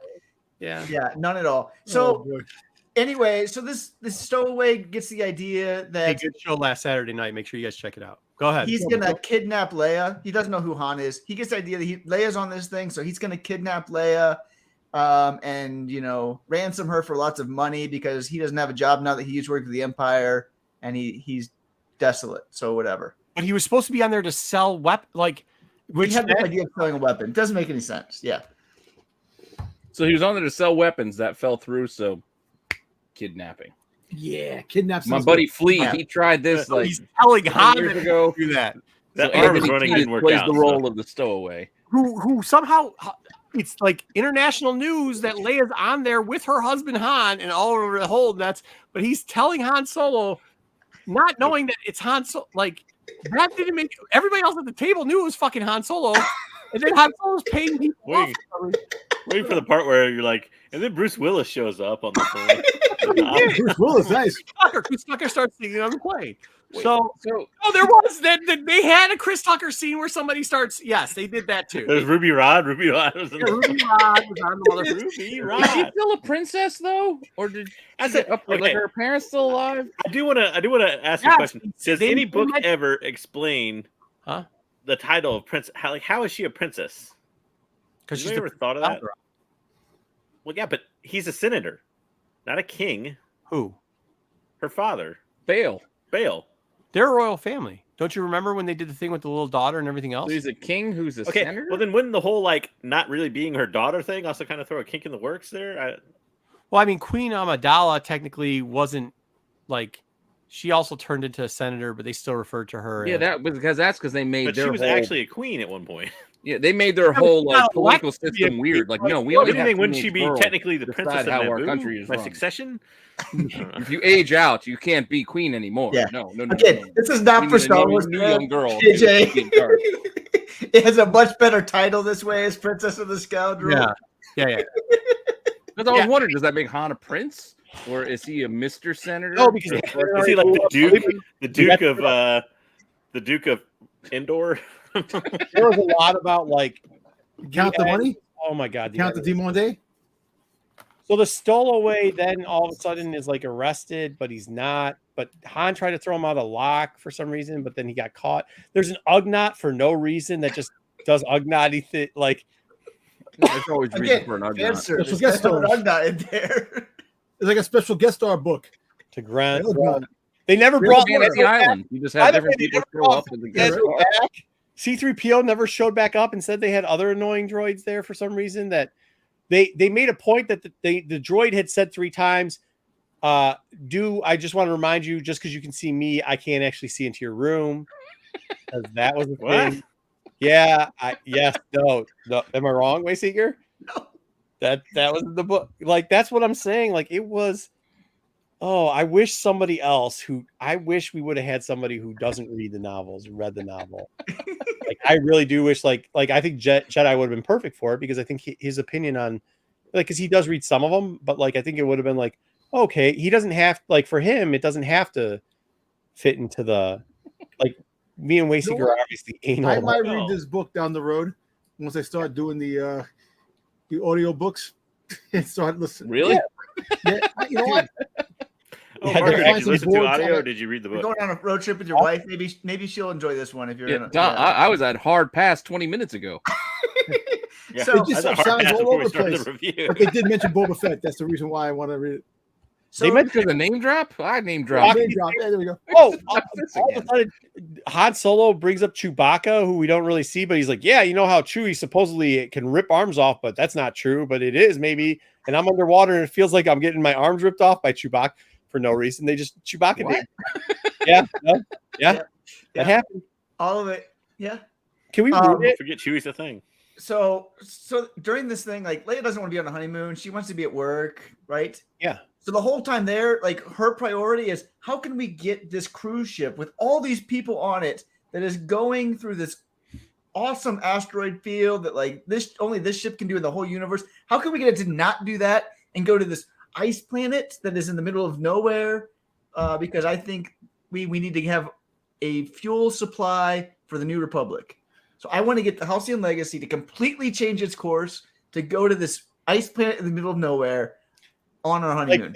And by the way, which also didn't make sense that like when it's done with, you can just get in a plane and fucking go there. Yeah. No.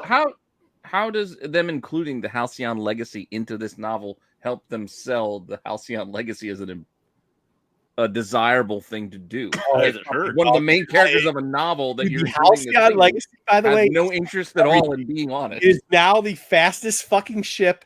It's the fastest ship in all of Star Wars lore. I swear to God, 15 engines. We had to hear about 20. 13 engines. Sorry, 13, like faster than the Millennium Falcon, which Han just tries to debate for some reason, but they can't feel fucking stupid as shit. Like, doesn't make sense. It's also got an array of weapons on it somehow. Why does it have to be fast? Dude. Because the Empire took it over, right? And they had to change everything to make it a for some reason, Jabba, there was still booze left over, and that offended Han somehow. And everything was a flashback of Han being frozen. If he was in cold water, it was like, is that a big priority of cruise ship attendees? They really wanted to be the fastest boat out there. Did Han ever go in the back of the tank? No back to tank. No back to tank. Okay. Yeah, Wookiee Fanatic has an actual interesting point. Marco, you listened to the audiobook, right? I did. It was horrible. What did you think about the alternating? Well, it would have been interesting if the girl read the girl parts, but even when it was a Han chapter, the guy would then act like a female, and it was very annoying. It almost was robotic, and it was very distracting and stupid. And hey Han, how you doing? And you're like, you have another. You literally paid. Hey Leah, how are you? Hi, Leia parts. Why don't you have her read the fucking Leia parts? That takes work. That would take editing. Bro, no. Hey, Wookiee, am I wrong? What did he say? The audio has a girl reading the Leia chapter and a boy reading the... He just raised the point. That's what... Yeah. So you get both women and men reading... Your opinion. Yeah. You get... So, like... And then she's reading the Han thing, and it's like... What? Yeah, that takes more work. Guy read that. Right now, they can have the dude come in, read the odd chapters. She comes in, you read the even chapters. We'll record the shit, splice it together. Done. That's the interesting part about Marco and audiobooks, though. This is even worse. So this is even worse. So his female voice sounded like the robot voice too, and then he do a robot female voice. So eventually, I just put that shit on 2 times, and I'm like, make it all sound like fucking robots talking. Fuck it. Oh yeah, listen to this shit. Yeah, just do it all at 2 times speed. It's a short book, so 2 times should only take like 3 hours. Yeah, at most. All right. I never forget about Marco and audiobooks though. Like when we reviewed like a full cast audiobook that actually had the people reading the different parts, you hated it. But now you still hate it. You did. But it's not that. Did I? Well, yeah, I don't know. Marco, you gotta pick up the books. I know it takes you less time to read crappy books by audio, but I had COVID. I couldn't go buy it. Like I couldn't go to the store and buy the book. You know why? I wanted to read the book. I should have read the book. It had a conversation with you guys. It would have been fun because the way it sounds, I didn't read it and I'm still having fun. It's crazy. I'm having lots of fun, but I'm saying if I would have read it, at least I would have had some more input saying yes. Yeah. No, I get it. But like I'm saying it, like that's what I'm saying. Like I don't think it would have been we're destroying the book, but like it's not it wasn't terribly written. It was a fucking comedy of errors. Like we're not destroying the book. We're just telling exactly what happened. Yeah, you're just telling me the story. Like, that's all you're doing. You haven't even got the chance to destroy the book yet. It's going to be retconned. When they have other stories on the road, this would be retconned. It's got to be. No, you can't retcon this. You're not going to be able to retcon the story, but like this did. If you've ever read I suggest reading Bloodlines. No, I know Bloodlines. Bloodlines after math. Bloodlines is about like when Ben's a little kid and it's during the Resistance, and Han's there, and He goes off, and it's very characteristic of what you would expect, in my opinion, of a Han and Leia story. This is the complete fucking opposite. This is like, if you're like, oh, they're just going to do a Han and Leia story. Yeah, they're going to do some bullshit. Maybe this could have been the point of view of C-3PO. How things would go into C-3PO's eyes. Please. Oh, it gets worse. No, but it gets bad. So it's like, this book you think it gets worse? I think the middle part is the worst, but we'll talk. The middle part of what? No, because the whole thing about the fucking planet was horse shit. It didn't mean anything.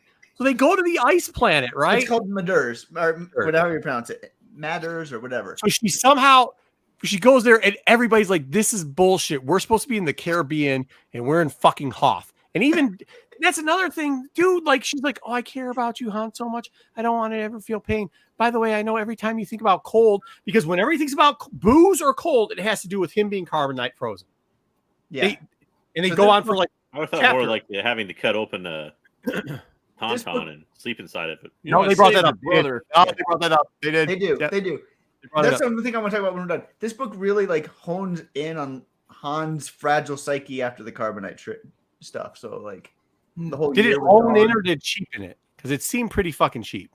It seemed like that was their go-to cheap shit every single time. So they get on a planet. I was a pretty tough guy. I went out into the cold to go save Luke. Told that guy I'd see him in hell, and now I'm afraid. The art didn't make any sense either. Holy fuck! I do not like the cold. So they go on to this planet, and she does it as a, hey, we're going to promote this planet for tourism for the Halcyon. That's how she sold them to go. Instead of going to Jamaica and having a bunch of people getting dreads and drinking rum, they decide to go to fucking the Antarctic, and it's like, oh, there's some good artwork here, and everybody's going to freeze their asses off. By the way, somehow they have suits that are going to keep everybody warm on there, but that's neither here nor there. They get down and they meet this ambassador guy, and the guy is pretty cold.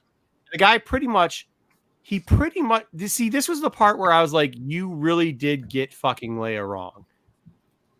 Leia was on the planet, and the guy turns to him and goes, yeah, for somebody who's supposed to have a reputation of being so good at politics, you're fucking shitty at it because I just killed you. And he did. He, like how they had Leia, he fooled her 1,000%, and she was way out of place. And that's something that, like, Leia isn't. Like, she's never.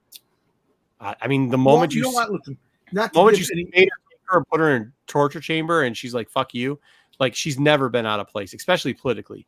And to like cheapen her like that, I thought was really lame. And then it turned out that she started studying art for some reason, and then everybody studies art in college. Yeah, but the guy was saying that they beat it, and they beat one of these. There was like a phase. Professor Thrawn. Wait, could you explain it? Mini Death Star thing, a mini Death Star thing. They somehow blew it up, but nobody can see that. There's no proof that this ever happened, right? Right, Wayseekers, this was right. And then, but this guy saying, and by the way, we don't need the help from you guys because we did this and blah blah blah blah blah. And then there's earthquakes, and then they drive through a town that's. Wait, what? What are you talking about? Mini Death Star? Yeah, no, there is. There's a mini Death Star, kind of, right? Is that? It's like some drill thing that comes from the orbit into the planet.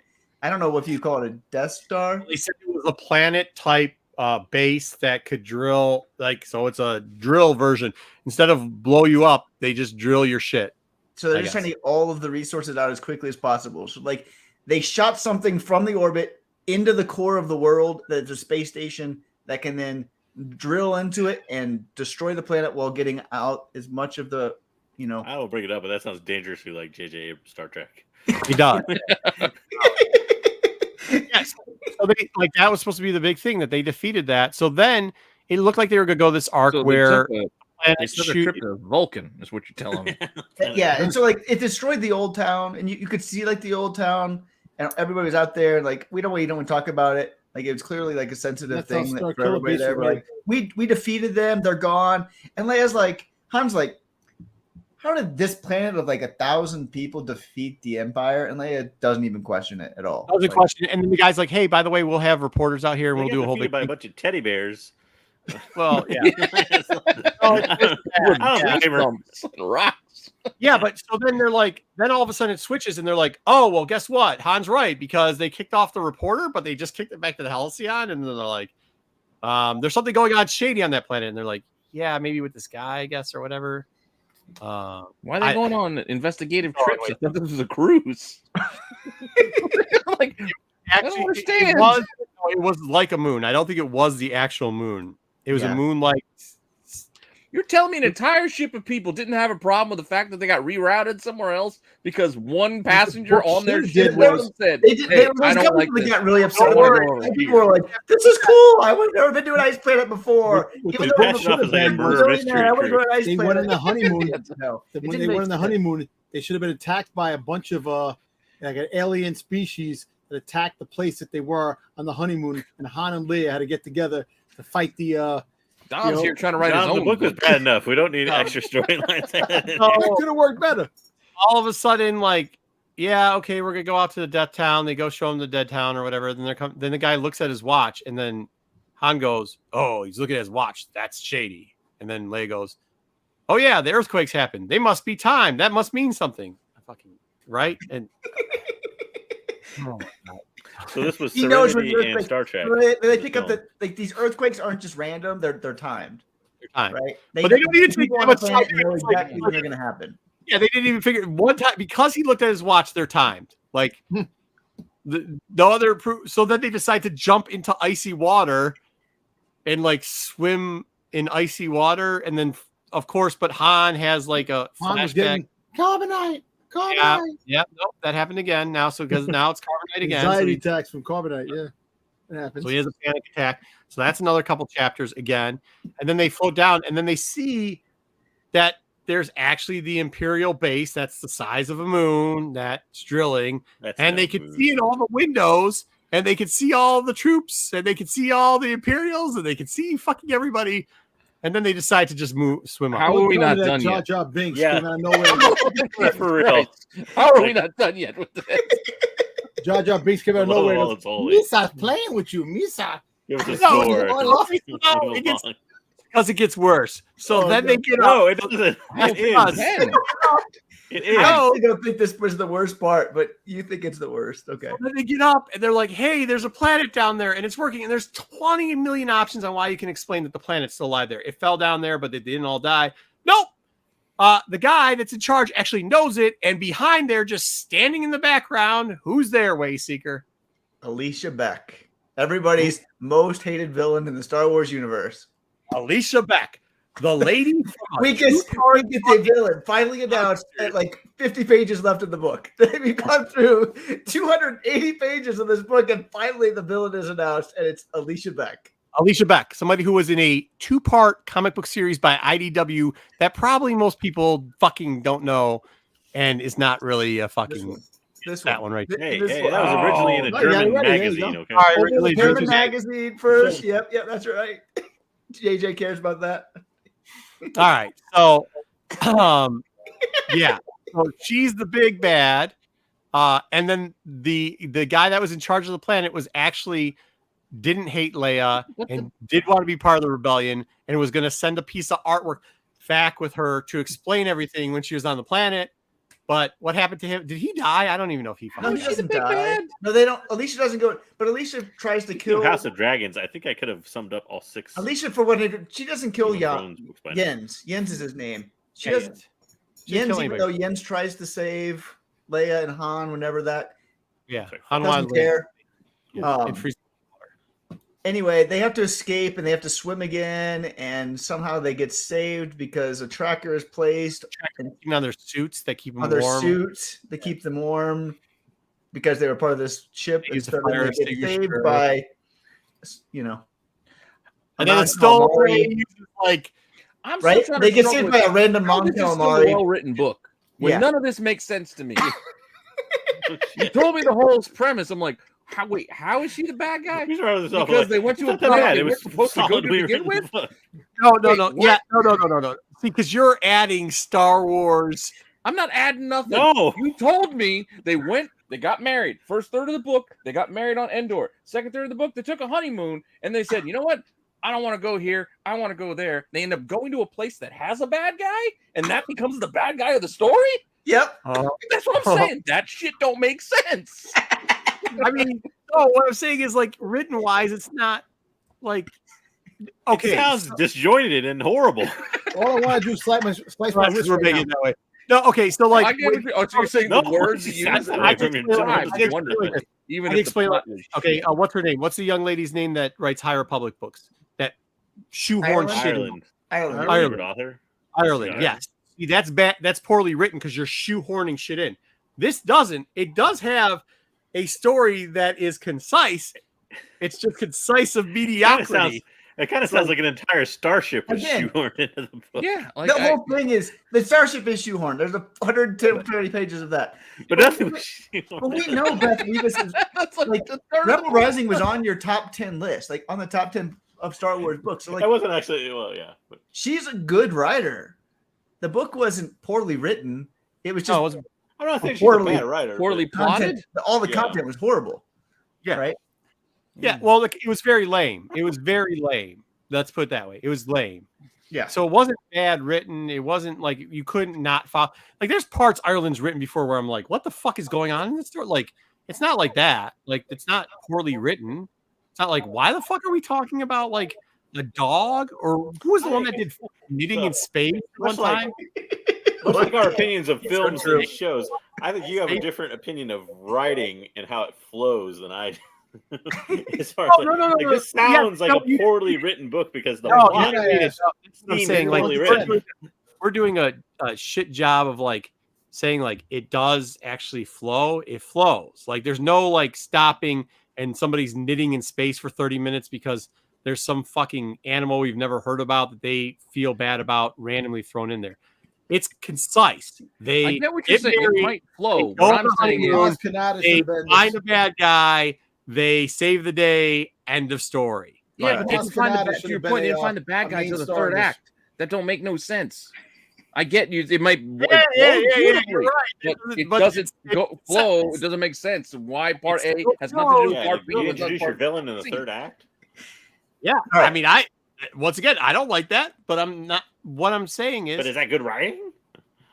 I mean, that's why I'm with Jay. That's why I'm questioning with Jay. Well, comparatives to some of the other shit we've seen in Star Wars books. Yeah, this is better written. It's better written. Yeah. Marco, finish us off. What happens in the last part of the book? Just let's finish up. Bring us home. What happened in the last part of the book? They fucking find out. They try to shoot them planes with nobody in it to kill Han and Leia. The guy who fucking was in the traps, the guy who saves the day because he still puts him out and wants to get paid for shit. And I don't know what else is there. There was the guy, the guy that they tried to kill, or Han tried to get out. He saves the day, and he realizes that he can like reverse tractor beam and stabilize the planet, and becomes like a super genius at the very end. This book sounds so crazy. I could hear the Benny Hill theme. They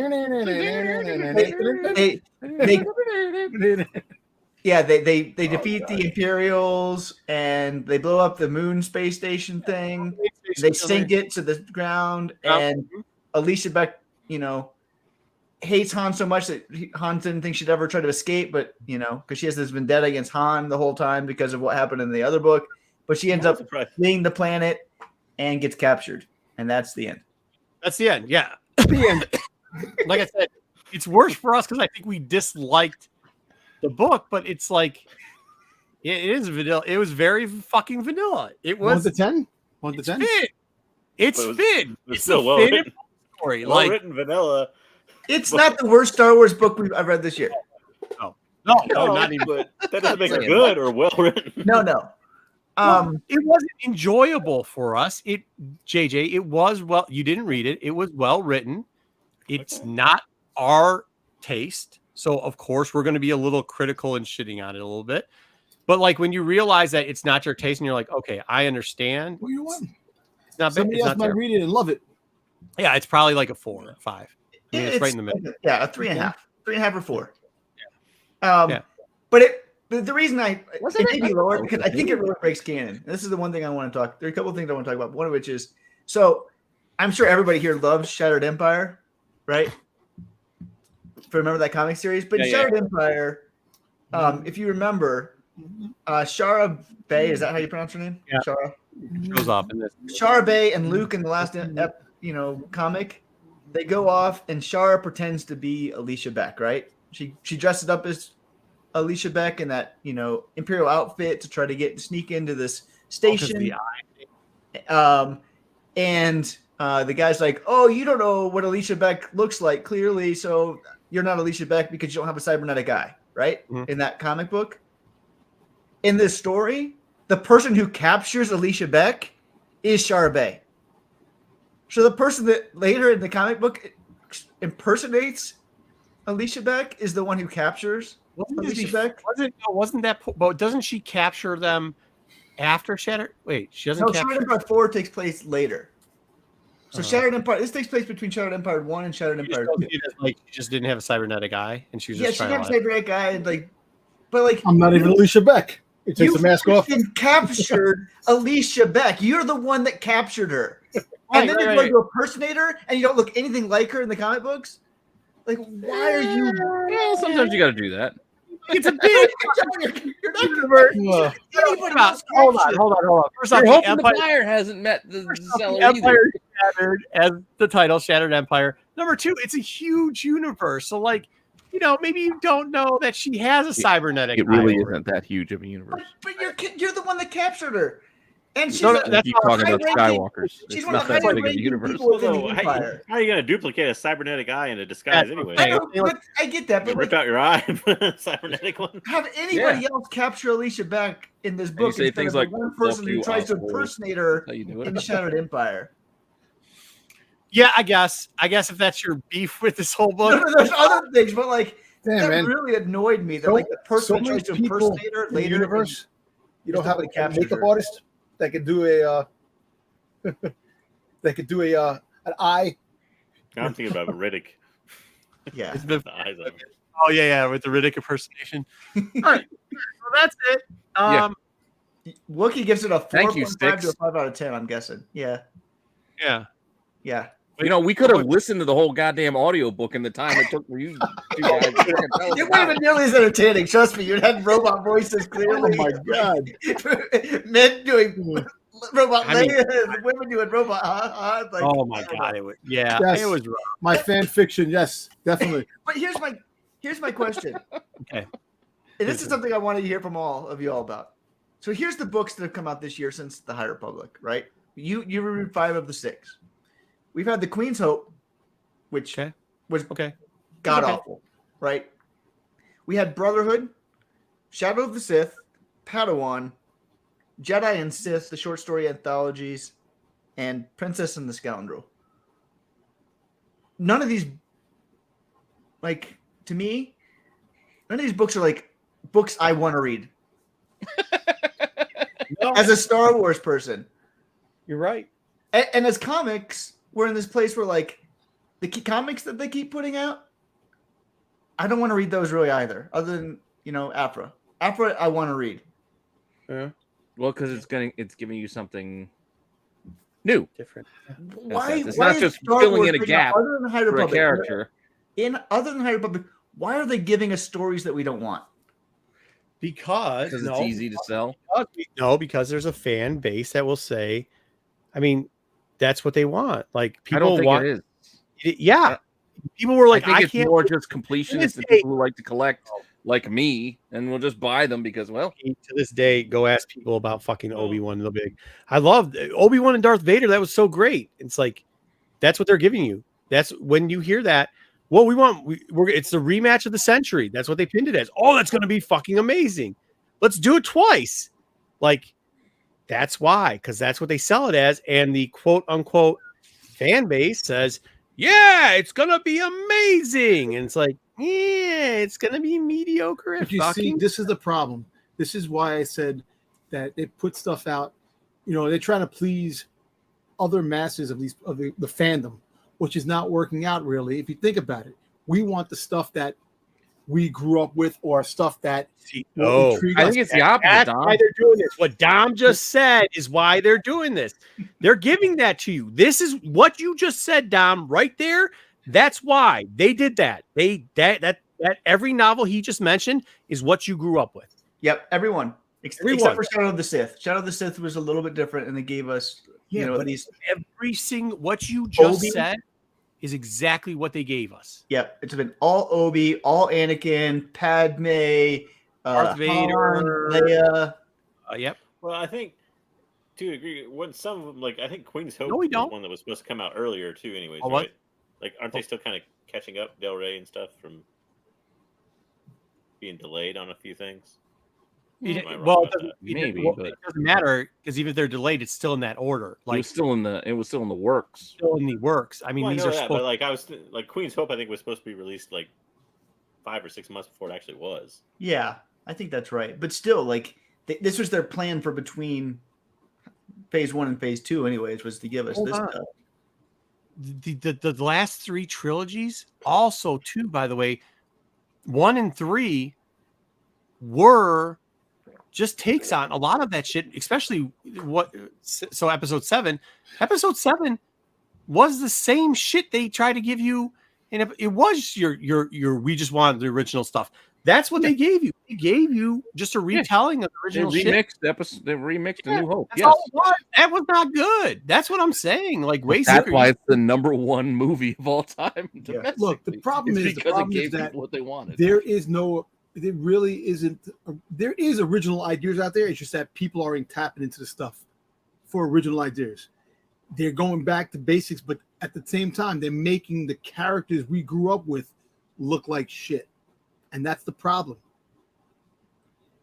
You know, all the characters that we did grow up with, they're taking away all the stuff that made them great.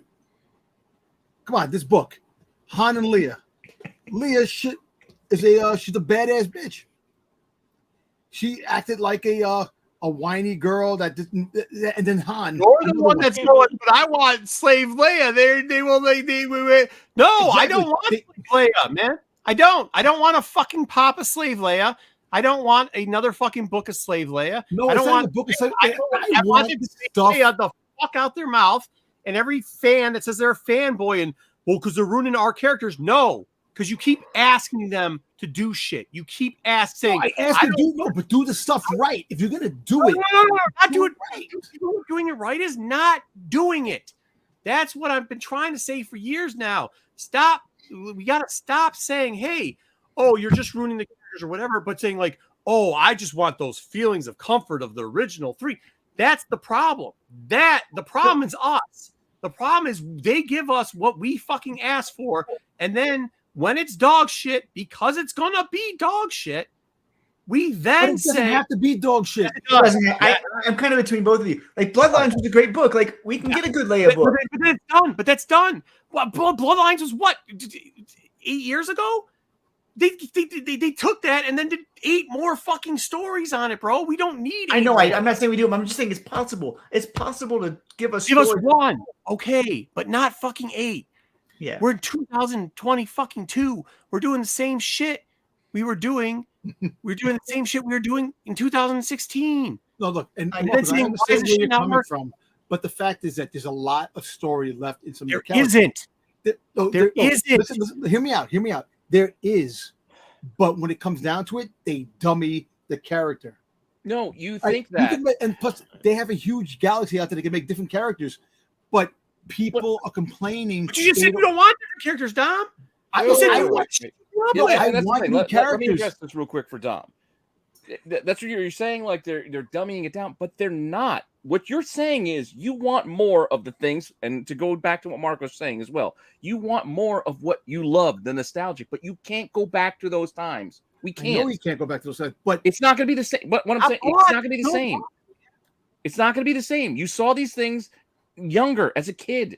It hits different. If you try to do it again, that's what we get now. And then you go, that's kind of stupid. I was like, because it was written for a fucking kid the first time. You're not a kid now.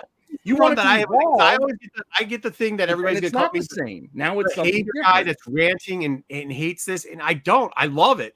I love Star Wars, but like, stop asking. What I hate is people saying, well, because I'm the biggest Star Wars fan, I want the shit that I had when I had a kid. No, if you would want it, you want it to evolve, just like fucking the world. And the evolution stuff, the High Republic stuff, 90% of it's pretty fucking good, by the way. It is. You know what I mean? when they went back in 2016 and got rid of like this nostalgic shit about Del Rey's old books and some of their DH stuff, a lot of that was shit. But some of the stuff that moved on, they did really good with it. Like we have to accept that. The old Dark Horse stuff, like the old Dark Horse, the Legends that they made Legends, the EU. There was a lot of shitty stories. I understand that, but there was lots of shitty stories. There was a lot of cool stuff in it too. But there was some cool stuff. There was some cool stuff. There was some. But it's the same thing. We get some cool stuff now. I was going to say, I don't think that's really changed. I think it's the same. But keep moving on. You get some shitty, and there's going to be shitty periods of stories, just like there's shitty periods of stories in Legends. But I would agree. But a lot of the times where the shitty stuff happened in DH and in Del Rey the first time was when they went back and kept adding the fuck on, and they didn't move forward. That's where a lot of the shit happened, and we're seeing it again now. Like when we see your a lot of shit moving forward, that was crappy stories too. Well, we can't move forward. We keep asking them to go back and fill in gaps. Post, then we're going backwards. Return of the Jedi was not that great. No, yeah, I get that, but like some of that stuff, like when some of the stuff was forward. No. What I'm saying is, you're right. Some of it was, but some of that stuff, and you know the history of it, was like guys like Zane were writing good shit, and they were trying to fuck another guy because they didn't want their story to be better than theirs, and then they were writing on top of each other again. They weren't moving it along enough, and that's what happened. I mean, that is what happened. I mean, they filled in. Look, man, do we need any more Clone Wars? Because I think we've finished Clone Wars. Okay, do we need any part? You want more Clone Wars, though? I mean, we reviewed that Obi book, and you're like, I want the Obi Satine story. So I mean, there's Okay, so that's one part. That's one part. Okay, I don't. Lots of parts. Listen, there's lots of parts though. There's just because you don't want to see an area explored doesn't mean that all fandom doesn't want to see an area explored. You're creating your own fan experience onto everybody else. No, I do want to see some Clone Wars. Okay, but here's the problem, JJ. As soon as you say that, go ahead and do it, and then people, when they do it, people complain. This is shit. Yes, it is. I'm gonna call a spade if it's not well done. Well, that's what brings us back to the beginning with that's the internet. Yeah. You're gonna someone's gonna say shit. Whatever the story is, I'm not gonna like it. And I don't want him to touch any more of this time period. Like if these are the stories we're gonna get, the stories that's what I'm saying. But if we're gonna get different stories, like they've done good stories in this time period. Like absolutely. They did at the beginning. They did a much better job at the beginning of establishing canon. Like Tarkin was a good book. That was a way of going back. They've done it. And I mean, I think it's like 6 months ago, you talked about how there haven't been that many elves in Star Wars books. And I think that was true up until about 6 months ago. But these last 6 months, there have been a lot more elves, probably more in these last 6 months than there have been in the first 4.5 years. My question is, going back to it, isn't that the fandom that keeps saying we want, because they've put up more books that were back to the. It's not the fandom. Look, we all do want to have stuff that we grew up with. Hold on, Dom. I'm asking, like, in the last 6 months, though, Wayseeker, the books that have come out, are they not based around the original 3 movies and a little bit of the area that we've already covered? Yeah. And is that not the area that a lot of the fandom that is very vocal says that's what we need is more of that? Let's take it back to that, because that's when Star Wars was great. I think you're projecting your thoughts. That's what I'm hearing, JJ. It's not what I'm projecting. That's what I'm hearing. And there's not a lot. I don't ever hear a lot of people be like, "I really want another Luke and Han or Luke and Leia story or whatever." I don't think anybody was requesting this book. Anybody? No, I hear that, but what is when I was a kid? No, you're not hearing that because that's what you just said. Everybody wanted was that. Not everybody, but that's a big loud people. That is what they say. They say, "I want." Think so. Dom said it. Dom fucking said it over here before, just a couple minutes ago. Well, Dom is also one person. Like, you are one person. I don't think the collective fandom is like, I want a Luke and Lando story, or I want a Han and Leia love story. Like, I don't think I've heard anybody calling for this. AJ, look, I know you're arguing here, but you're telling me that you've never heard, not once a day, not ever, that the majority of the people have said the exact same thing Dom just said 2 minutes ago. You haven't heard a large crying of, well, I just want them to go back to do the stuff. Let me ask you a question. What was the problem with Obi-Wan, the Obi-Wan TV show? It wasn't good. Why wasn't it good? Problem? I mean, define problem. Marco thinks it was a bigger problem than I do. Like, I didn't think it was that bad. I didn't think it was that bad either. But I do think Star Wars has a problem right now of trying to make villains, other than like the ones that they already have established, right? Like Vader worked in some regards, right? But the Inquisitors didn't work nearly as well, I don't think, in that book. When I look at like what's come out since, like Alicia Beck, not a good villain. Ochia Bastoon, not a good villain. Like they're really struggling to make villains that are good. That was my problem with Obi-Wan. You could have made the Inquisitors the villains, and it would have been very good, and you didn't. Instead, you tried to go, well, people know Vader, so we're just gonna keep throwing Vader out there. But were the Inquisitors that great of villains? I mean, we love them right? But they died pretty easily. No, I understand. Yeah, but you still could have made them more interesting. You could have spent more time building them up, telling a story around them. But then it's again, the same thing. If you go back to the prequels, they focused on the wrong shit. 6 I don't episodes. need you to focus on the trade blocks or the Senate hearings, and then you give me a montage of all the Jedis getting wiped out. Like you focused on the wrong shit. Well, look, when if you made the movie. If Obi-Wan was 10 episodes, you would be able to move forward with the Inquisitors and show more. 6 episodes doesn't. You didn't need to have 10 No, you don't need more time. You just need to not tell the dumbass stories you told instead of telling that story. I know, but I think because people were complaining that there wasn't enough Obi-Wan. Oh, it's the Reva show. Oh, it's this, it's that, and that's the problem that you get.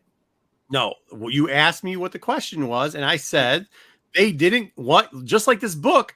They didn't have a villain. All they did was they threw fucking Vader in there because they did not make the Inquisitors good villains, so there really wasn't a fucking threat. So they said, hey, people are scared of Vader. Let's throw Vader in there and let's keep doing it because we think that people will then say, oh, cool, Vader.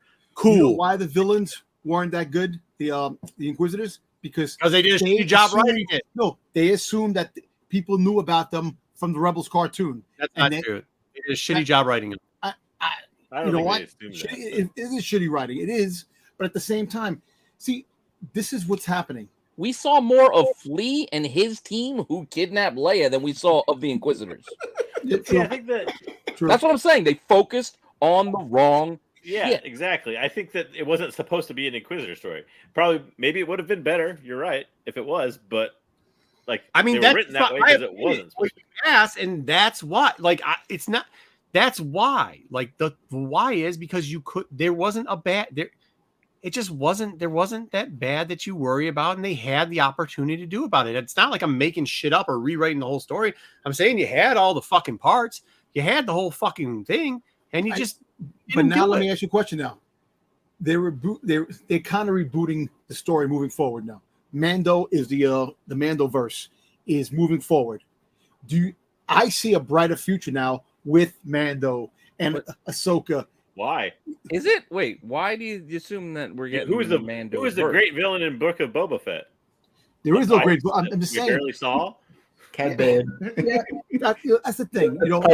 But they're aiming towards a great villain in Thrawn. Knock on wood. Hopefully, he turns out to be good. You're saying we're aiming at somebody they haven't yet introduced. I think you're also miscalculating whether or not Thrawn may actually be a villain. Yeah, that's true too. Yeah. There's no reason for him to be a villain in my mind. Dude, the quality. The problem is like if you actually look at it, they've had quality during all the segment. Like there has been quality throughout. I just think this is the low period right now where it's like you kind of felt it coming, and it has been like it doesn't. I mean, hopefully, Andor. Times, I sit there and I'm like saying to myself, I'm excited for Andor, but I'm not excited. Like the stuff, once I watched everything else that came out, it kind of takes the steam out of me. Like I'm not thrilled no more. It's like taking a step back to look at specifically what Wayseeker said in the novels. I think he's right in the fact that I don't know that anybody wants to see what they're putting out, because I haven't seen a lot of call for it either. But also at the same time, I think the talent pool is maybe a little bit split. By which I mean a lot of those good stories that we liked from different eras that we knew, from let's say the 2015 period to the 2020 period or whatever, were a lot of those writers are now working on High Republic, so they can't work on stories in this time period if they're doing that at the same time. Fair. I mean, that's. I mean, think about Gray, Scott, Soul. I mean, all those guys. Yeah. Gray, Scott, and Soul are gone. You add. I mean, Jose's not bad. You got a couple other ones. JK, does some good Ireland's stuff. And over there too. Well, she's not good though. See, another thing too is that we all know. Look, okay, we're going back to the past now with the High Republic, right? And they're still trying to fill in the gaps in the present time. No, you still got like the Thrawn books are good. Like I know. I'm talking about stuff in the future, like maybe 100 years in the future. Do something brand new. They did High Republic. What are you talking about? They're not going to do something brand new. They're not going to do two brand new things at the same time. Yeah, I know the High Republic is the power. Talk about the future after everything's said and done. Dom, the problem with doing the future is that means they have to definitively decide on things from here now. Like the Mando stuff has to be settled then. Like otherwise, how can you write the future? It's like, well, whatever happened to that Mando character? Well, we don't know. If you do we don't want to say because they're not done yet. But they could have given us like a Mando book with like a backstory, like during this time period, if they wanted to fill things out, and people would want that book, right? I would be more interested in a Mando book about his backstory before that has nothing to do with what we've seen in the show than Han and Leia falling in love and getting married. Everybody would. I do think, but this is the problem. They have given us quality stuff. We see it.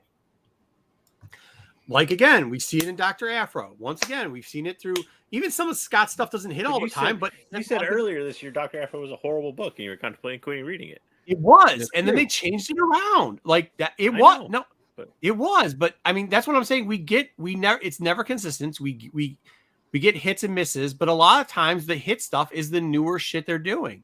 Yeah. That's what I'm saying. It's not the nostalgic stuff. The nostalgic stuff is not working. The newer shit, that kind of what I'm hearing then is they're making too much. If they don't have enough talent to maintain quality, they're making too much content, is what I'm hearing then. Maybe, but you're saying we're stretching ourselves too thin. All of these writers are now over here. They can't do this. Then they're making stuff. Can I ask you? No, hold on. That's not what I mean, I think they're taking some shots with people that I don't particularly like. But what I'm saying is all the new stuff that they do. Think about this.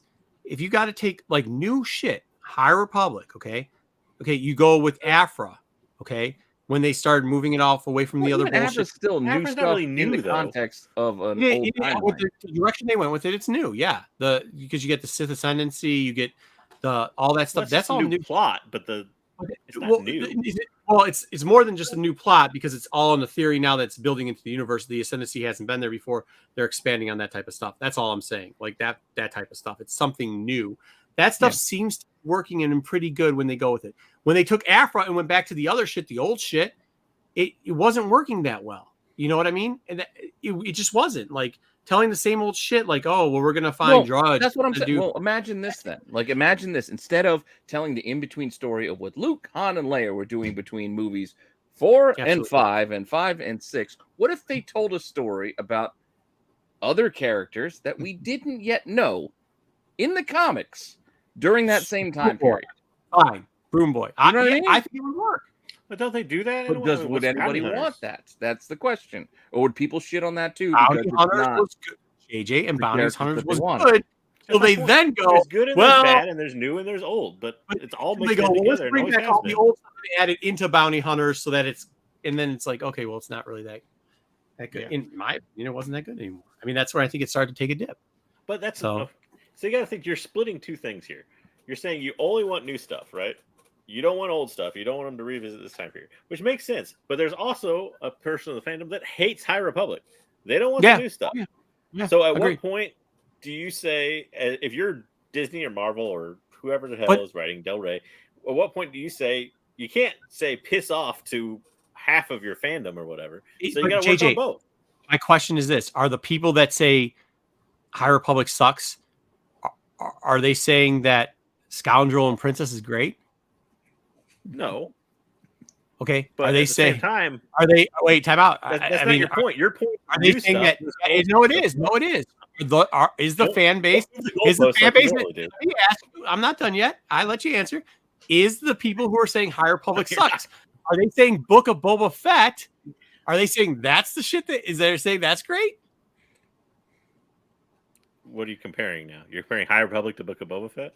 No, the people that say that the High Republic sucks, are they saying that Book of Boba Fett is great? Yeah, he's asking the question if the people who don't want the new stuff, they don't want High Republic because it's a new era, they just want the old characters that they all know, are they lauding and applauding all of the stuff that we have gotten? You're saying everything sucks. They're saying everything sucks. So like that defeats your point of tailoring. I actually think we got a show for next week. What? The only problem, you're gonna run out of time. Like 15, we already talked about Star Wars. There's gonna be no more time to tell stories in between Empire and Jedi, Star Wars, and it like that. You just did it. Now you're done. You can't tell them again. Look, it's one of those things where that right now we're at the crossroads in Star Wars. We're very decisive on what's happening. Very crucial on what they show and what they're doing. Back in the day when there was no internet, no stuff, you had the controversy of stuff, but not like it is today. You ever read the fans? It's still just the controversy is still just the internet. All right, JJ gets to finish it up, then we're moving along. JJ, go ahead. I don't even remember what I was going to say now. Screw it. Again, we're just going to run out. That's the problem they're going to have. They're going to run out of stories that they can squeeze into this time frame. All right, let's get on to the top 10. What's the top 10 for this week? Thank you, Lewis.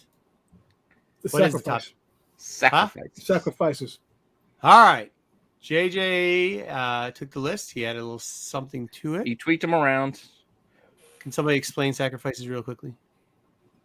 Well, characters that sacrifice themselves in the films, shows, and visual media. And I think the other premise was with the knowledge. One novel. Did it with the knowledge they wouldn't make it out alive. Yes. So they sacrifice with the knowledge. They sacrifice their lives for a purpose. Okay. And we have 12 slides. Nope, we're missing number 10. 1, 2, 3, 4, 5, 6, 9, 11, 12. Yeah, 10's in there. Oh, my 10's underneath P and S. Okay. All right, there we go. Well, let's start off with 10. It's different on yours. I'm on mine. It's in order. I'm a Goondi and Captain Real. Supply Lines, which was Clone Wars. JJ, if you could. So basically, I think it was on Ryloth. Pretty sure. Yeah, it was on Ryloth. They I can't remember the exact plot now. It had to do with the fact that they separatists had pretty much cut off the retreat. No, her father. First name Syndulla. Whatever. Yep. Yeah. The Twi'leks. So basically they had to secure the retreat of the Twi'leks off the planet or off the city or wherever they were in. But they were pretty much being overrun. Basically, this was a rendition of 300 or Battle of Thermopylae. If I remember right, they trapped them in this canyon, so they had to funnel them in. Yeah. And there was only one garrison, which 20 clone troopers or whatever. And they get cut down eventually, and it ends up just being the captain and the Jedi general. And the Jedi. Yep. And they kind of fight them off, and they hold them off but they end up dying. The captain goes first, general goes second. But yeah, it was either if they didn't stop it at the end, like both the rebels and all the just normal people there. The Ryloth. Yeah, all the Twi'leks basically. All the Twi'leks would have been slaughtered. Yeah. So they sacrificed themselves. It was a 300-ish type thing. Yeah. They basically buy them time. Was anybody surprised that they did this? I mean, at that point in Clone Wars? Because it was kind of like, okay, they're going to get away, whatever. And then it was like, oh, shit, they just sacrificed a Jedi and pretty much the whole garrison. Well, they even kind of give you that moment of when D starts to flying and cutting down people. You're like, oh, you're gonna make it through this, and no. Yeah. So I don't know. I thought it was pretty good. I thought this kind of amplifies how sometimes it gave you that real life feeling in Clone Wars. Like this is kind of what Clone Wars was about. So let's see where the list is. Sacrificing, pretty good. Storyline, solid. 6? Are we at 5, 6? Right now, just a level. The thing that only kind of takes this back is characters you were attached to in your way. Yeah. Fair. That's only that would takes away from it. Yeah, I mean, you kind of got to know them through this episode, but that was about it. Right. So maybe an 8, 7 or an 8. 7's fine. Anybody else going to decide against 7? No. 7 sounds good to start. All right. Chat doesn't seem to care. They don't care. Yeah, not yet. Not yet. Okay, Deepa in the Bad Batch. Bilaba. This is Doom's master. Kanan. Well, they probably know him as Kanan. So it was Doom at the time. But... I know. Okay, go ahead, JJ. So basically, anybody who's watched the premiere of Bad Batch knows this. Although it's not kind of a retcon, but she basically sacrifices her life to let Kanan get away during Order 66. That's pretty much it. I mean, I could go into the thing of like, what is Crosshair takes a shot at him and misses and all that, but that really didn't have anything to do with her. So I think what helps this one is that it involves a character that she's sacrificing herself for, a character we know better. Yeah. So I think this gives it a little more weight because we know Kanan, Dune, like we know the character she's sacrificing for. So that's what I think gives it a little more weight to me. Yeah. Again, you had that thing of, and this was a kind of a, probably if you were just watching Bad Batch or just watching even Rebels, you probably don't know this character very well. But it was a character that was established in Star Wars for quite some time. Yeah, she was in Phantom Menace or something. Her death meant a little bit something, and like you said, the fact that it allows Kanan to get away, which without that, there's no. I actually like her. There's no. The Kanan book, the story arc with her instead of the Bad Batch. Mm. I do. The 12-issue run. Yeah. Yep. Fair enough. And in the novel too, I think he has a flashback with her a little bit in the novel. But she's in the comics too, from the whole Dark Horse run, quite a bit. Yeah. Yep. Her first appearance was we're in the Phantom Menace, the comic book. Yeah, she's a Legends to canon character. God, I can't think. Yeah. Okay, guys, let's see if the chat's got anything. So she's actually for the last. All right. Well, 5. Well, not an entire species, but I mean a good chunk of them, sure. I think a 4 for me. It's a good place to put it right now. Yeah, I think 4 is good. It was, I think, because it's one of the last ones we've seen. It's pretty dramatic. I think it's. Oh, we got a couple of 5s in the chat. Well, unless double O's on the 3.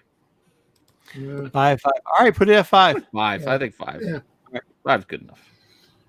All right, next up. Things are gonna get moved.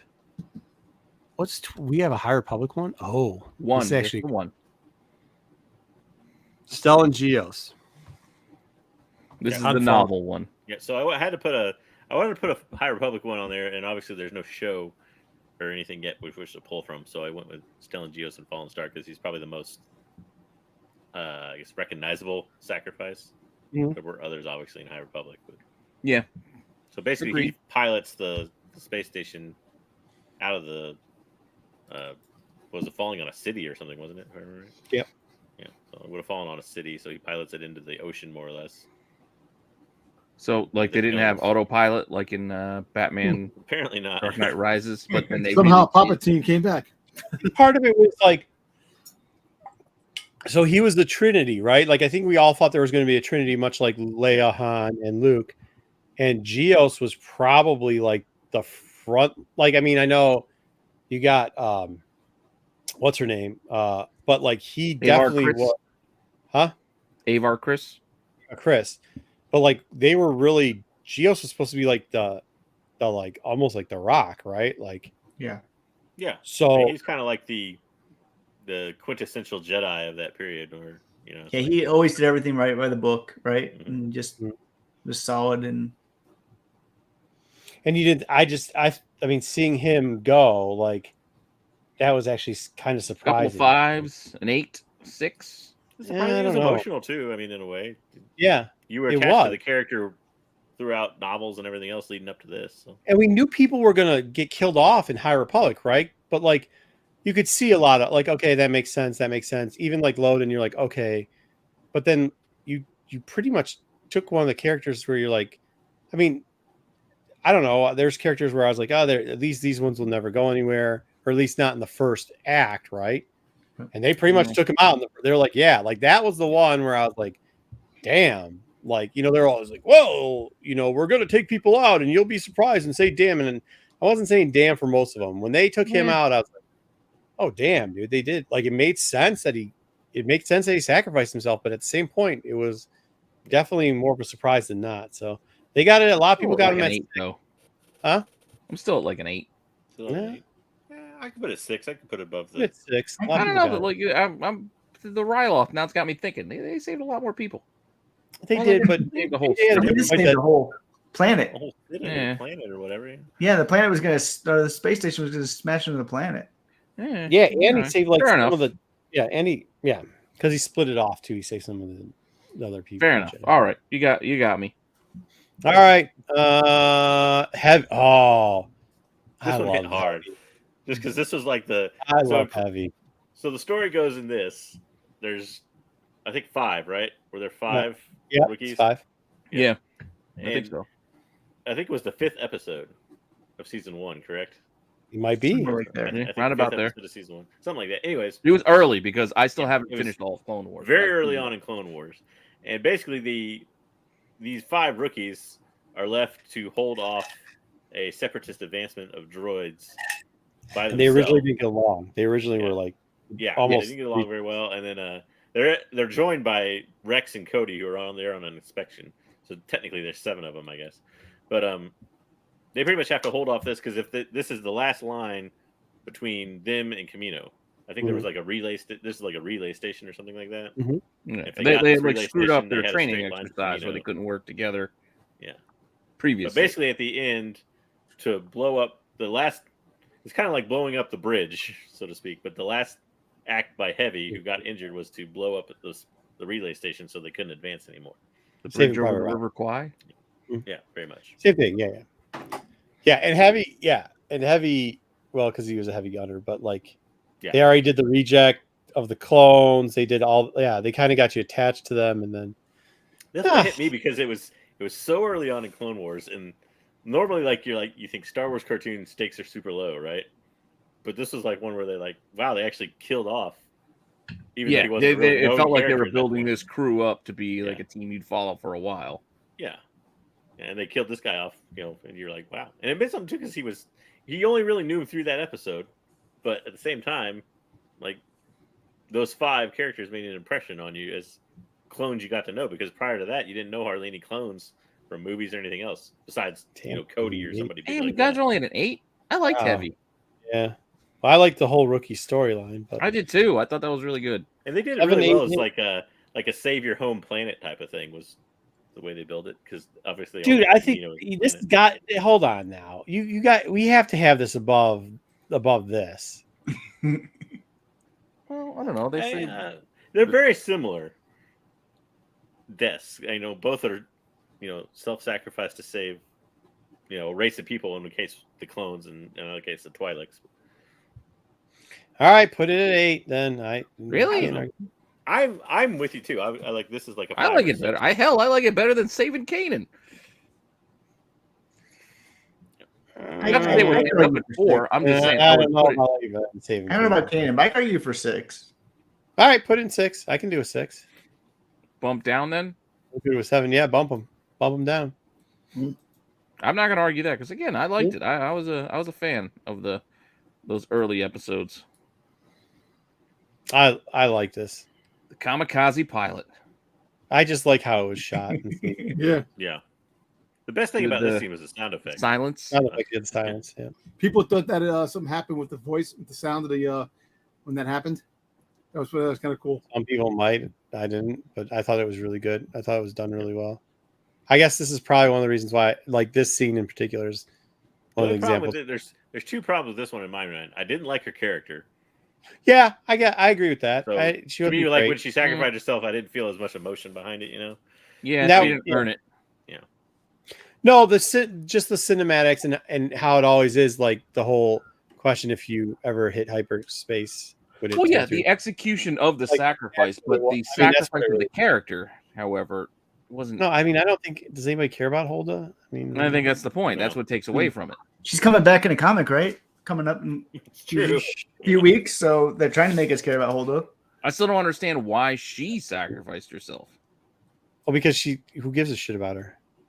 Well, I know. Well, that's from a. Because they could kill her off and get away with it. Yeah. I mean, but the part. I mean, realistically, I thought the whole thing with when they were setting her up is that she was going to take over for Leia, and Leia would have been the one to sacrifice herself, and then they just pivoted at the last second. It's like, no, she's gonna do it instead. And I'm like, well, that just means you just wasted my time setting up the character. The scene was directed well. The character sucks. The rest of it though is great, right? So that's where the execution of the sacrifice was cool. But it was cool. Everything was cool except for her purple haired woman was like the other problem. It could have been Porkins for all I care, and it would have held as much weight. The other problem I also had with this is like how necessary was it? Like everybody's kind of getting away. I get like she's on, but like I think like we said earlier, like don't ships have auto? Like couldn't you have distracted them in some other way? Like the autopilot. I mean, they were reading too much. All this technology around.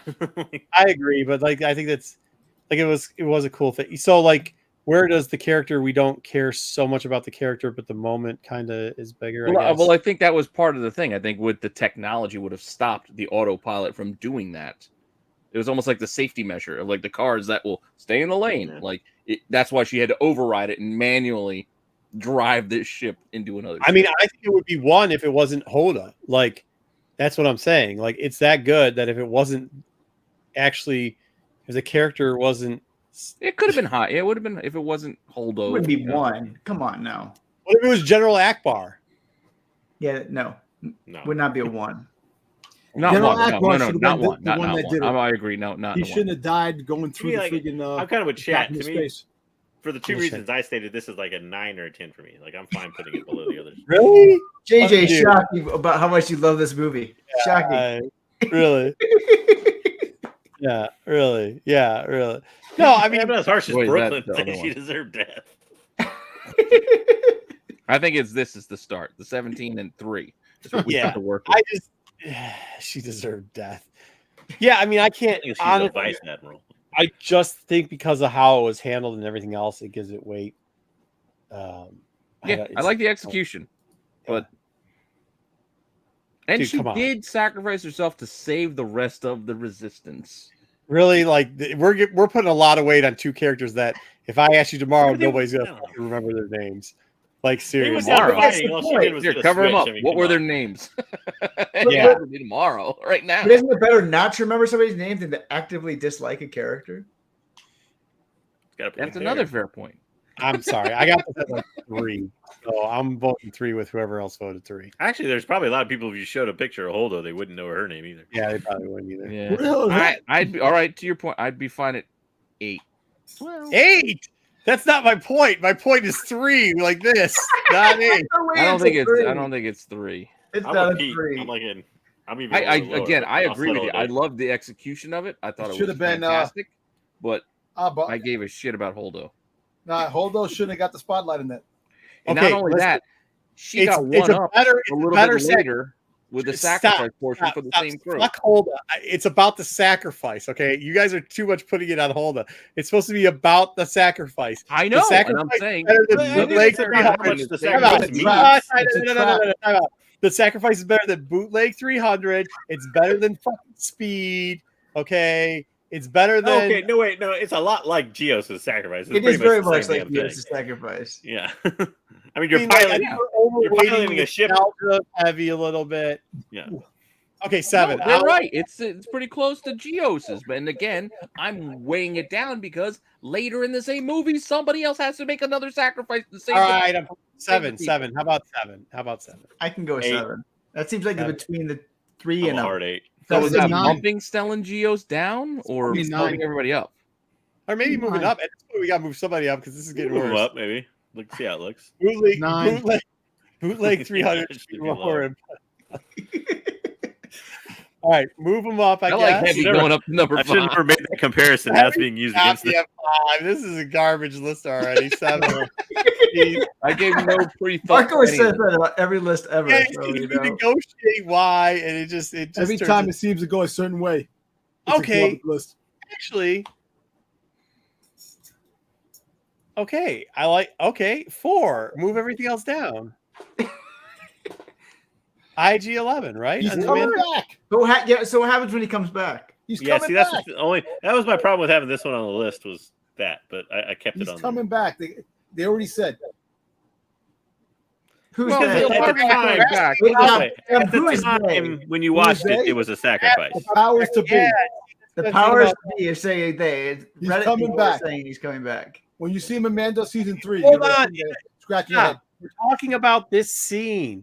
We're talking about this scene. At the where time he's you watched it, it was a sacrifice. This weighs into it. If he comes back, it weighs into the power of the sacrifice.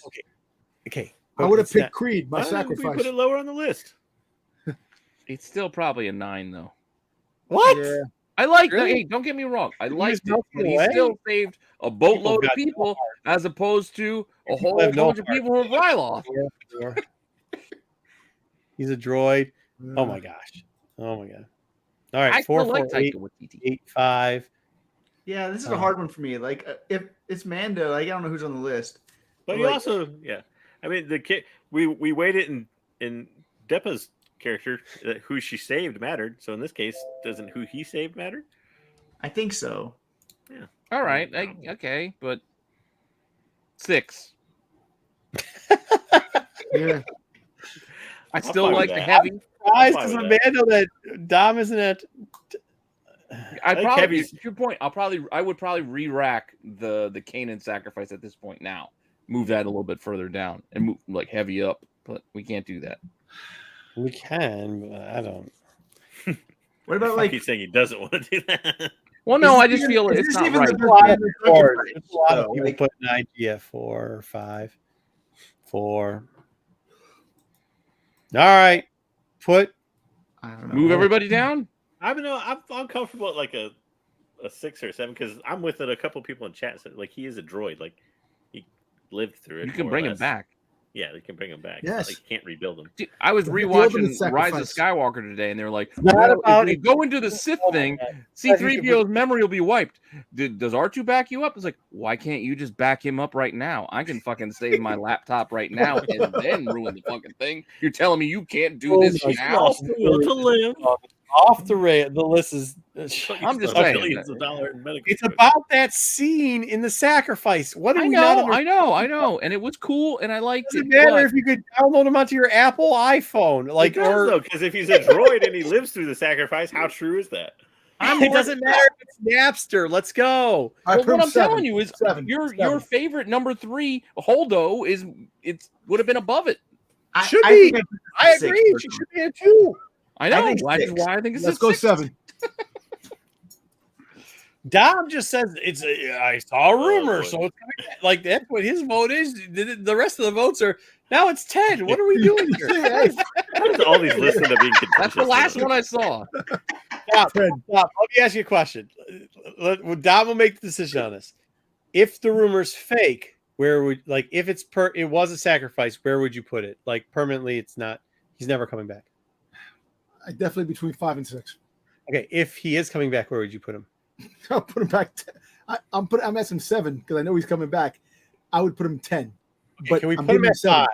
Is 5 a good place? Put him at 5. Like, Tom, I'm gonna let Tom choose this one. Tom, you got to find a vote. 7. He said 7. 5. Yeah, he literally had another vote. No, my question, because the rumor, we can't build it off the rumor. So his was between 5 and 6. There's no 5.5. Are we putting it at 5 or are we putting it I at would 6? do 7. I'm round it not off to putting 7. him above heavy. Now he just said 7. But he's now said 5. We were putting it where I said to put it, which If was he's 6. coming back. But he's I not, said he's put it at not 6. coming And that's what back. we're going to do. We're He's putting it coming at 6. back. 7. Thank you. No, we're not putting it at 6. We're going to put it at 6. 6. Okay. We'll put it at 6. All right. Fine. Okay, there we go. That's where I said to put it before. You didn't want to listen to me. I'm surprised That's where I'm we putting haven't it. anyone that hasn't made the list yet. It's not above Everyone heavy. in Rogue One? What the fuck? More or less. They all Yeah. died. Oh my god. Well, they're bringing Andor back in a prequel TV show. Well, so he's fine. dead. He's not coming back in the future. So I would put this. yeah, he is in the future. He's coming back in a month. We're I seeing know him in he a is, month. but it's the past. It's I mean, not the so this present. is like a 2, right? Because This it is would have been one the or end of the two. rebellion Two. without it. And Well, 2 or 3. Because everyone somebody involved. Number 1. This is I don't 1 know, or for 2. me, it's This is a 2. fantastic I movie. think- Fantastic idea. It's a suicide mission. Yeah. This is 1 until I'm convinced otherwise. in Yeah, my at the mind. moment, this is a 1. I think 2 because there's somebody else. There's something else. I'm not looking ahead. For now, we can change it then. Okay, all When right. the other one comes above it. But for now, This is- Well, let's put this it is at 1. I'm saying this 1. This is bullshit. Why? What? What do you mean? Everyone Everyone. You want me to just list out the individual like 13 characters? What? Yeah, I would have liked to either have Andor versus fucking K2SO. This list would have been huge. No, Ursa, you just put 3 up there. Everyone died. It was the whole point. The whole point was when they left, they said, "Look, okay, well, I don't give it back. Okay, I think if it's everyone, and I think it's fucking 8 because I don't give a shit about 98% of the motherfuckers. You know what I mean by everyone? I mean like the main characters of the. I give a shit about the main characters died. You said everyone. That means every fucking. I don't give a shit about them. Change it to main cast. That's it too. Now it's a whole cast. Well, the good thing it's not your list. It's everybody's list. The fuck. This is the bullshit. This is a 1. Bullshit. It's a 2. Everyone. The story was a sacrifice story. That's the point. The fucking janitor. Yay. It's a beautiful story. The whole thing was a sacrifice. Everyone died. Janitor's number 2. Good. The Fuck whole droid team died. janitor. Wait, God. K2SO, he's a droid. You can download something else too. Come on, get out of here. He's vaporized. What a bunch of nonsense. You got both of the dudes with we got Ip Man. You had Ip Man's boyfriend. You had Urso. Anybody give a shit about Judo dying? No, not really. No, don't care. What about Riz Ahmed? No. Zaggy's agreeing with you, Marco. That never happens. Thank you. Yeah, Ted. Saw didn't even die, did he? So Hey, everybody died. He died. 110. No, you download him to something else. Saw didn't die. Don't know if he says 2. Lots of twos. Lots of twos. I told you. Everyone. But to my point, why put he it didn't at 2 die. when we You can don't put know it at that. 1? You could download him into something. He was only 2% human at that point. They all died. They all died. The whole point Download him vaporized by space. Marco, you keep arguing this. IG-11 is going to be up 10 pretty soon. Wookie, my point is why put it at 2 was like if you're placeholdering something else as 1. We can move this to 2 once you bring something better. There will be something better. That's my whole point. We'll just leave this at 1. We'll move it down when there's something better. Shenanigans. This is 1 for me. Yeah, this was pretty fucking good. I mean, you got to know him over 3 seasons. He was the emotional heart of that freaking series. You neutered him already. You're like, he's blind.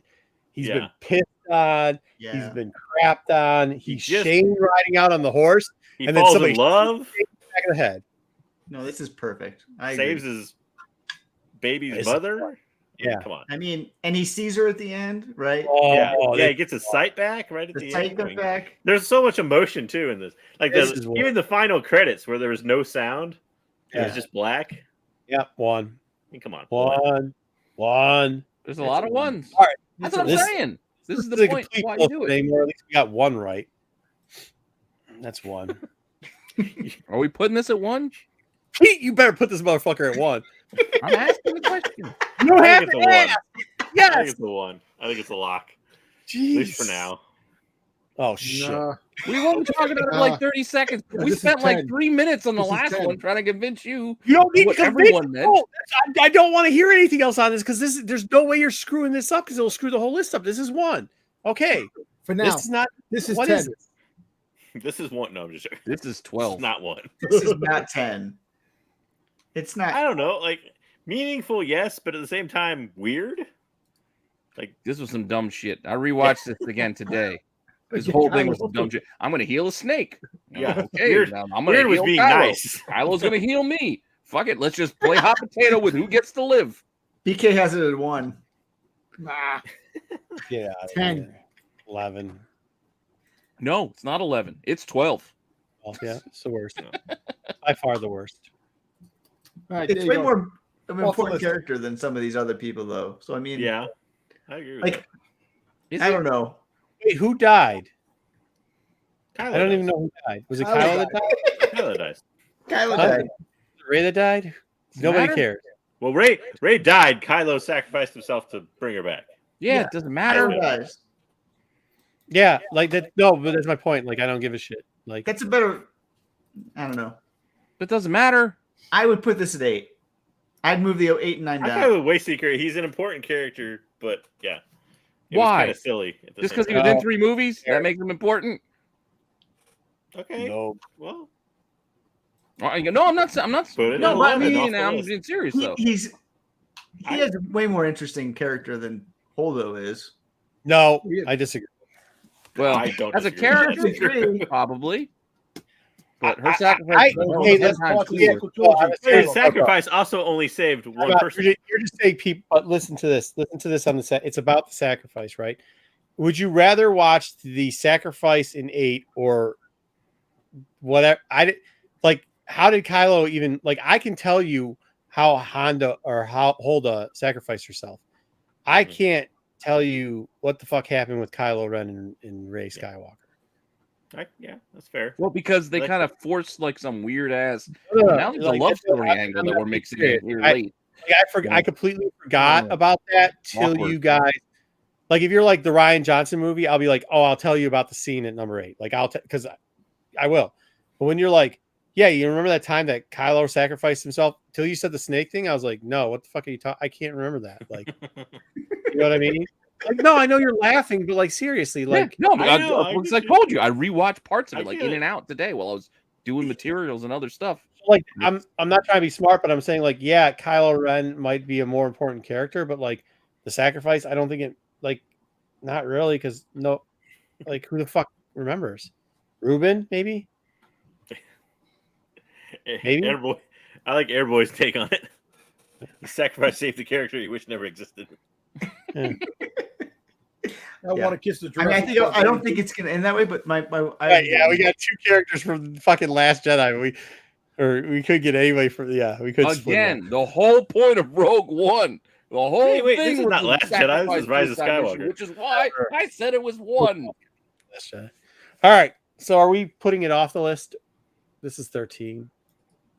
I would think so. We still got a couple left, but yeah, if you want, I can put it at 10, and then we're just going to move everything in later anyway. I say put it at 10. It'll probably get moved. All right, going backwards. Luke in The Last Jedi. I actually like this. Yeah, I do, but I mean, see, this is where Pete's earlier point comes in, though, in the fact that like you had one character sacrifice herself to save the Resistance. But then you had another character sacrifice himself to save the Resistance. Yeah, true.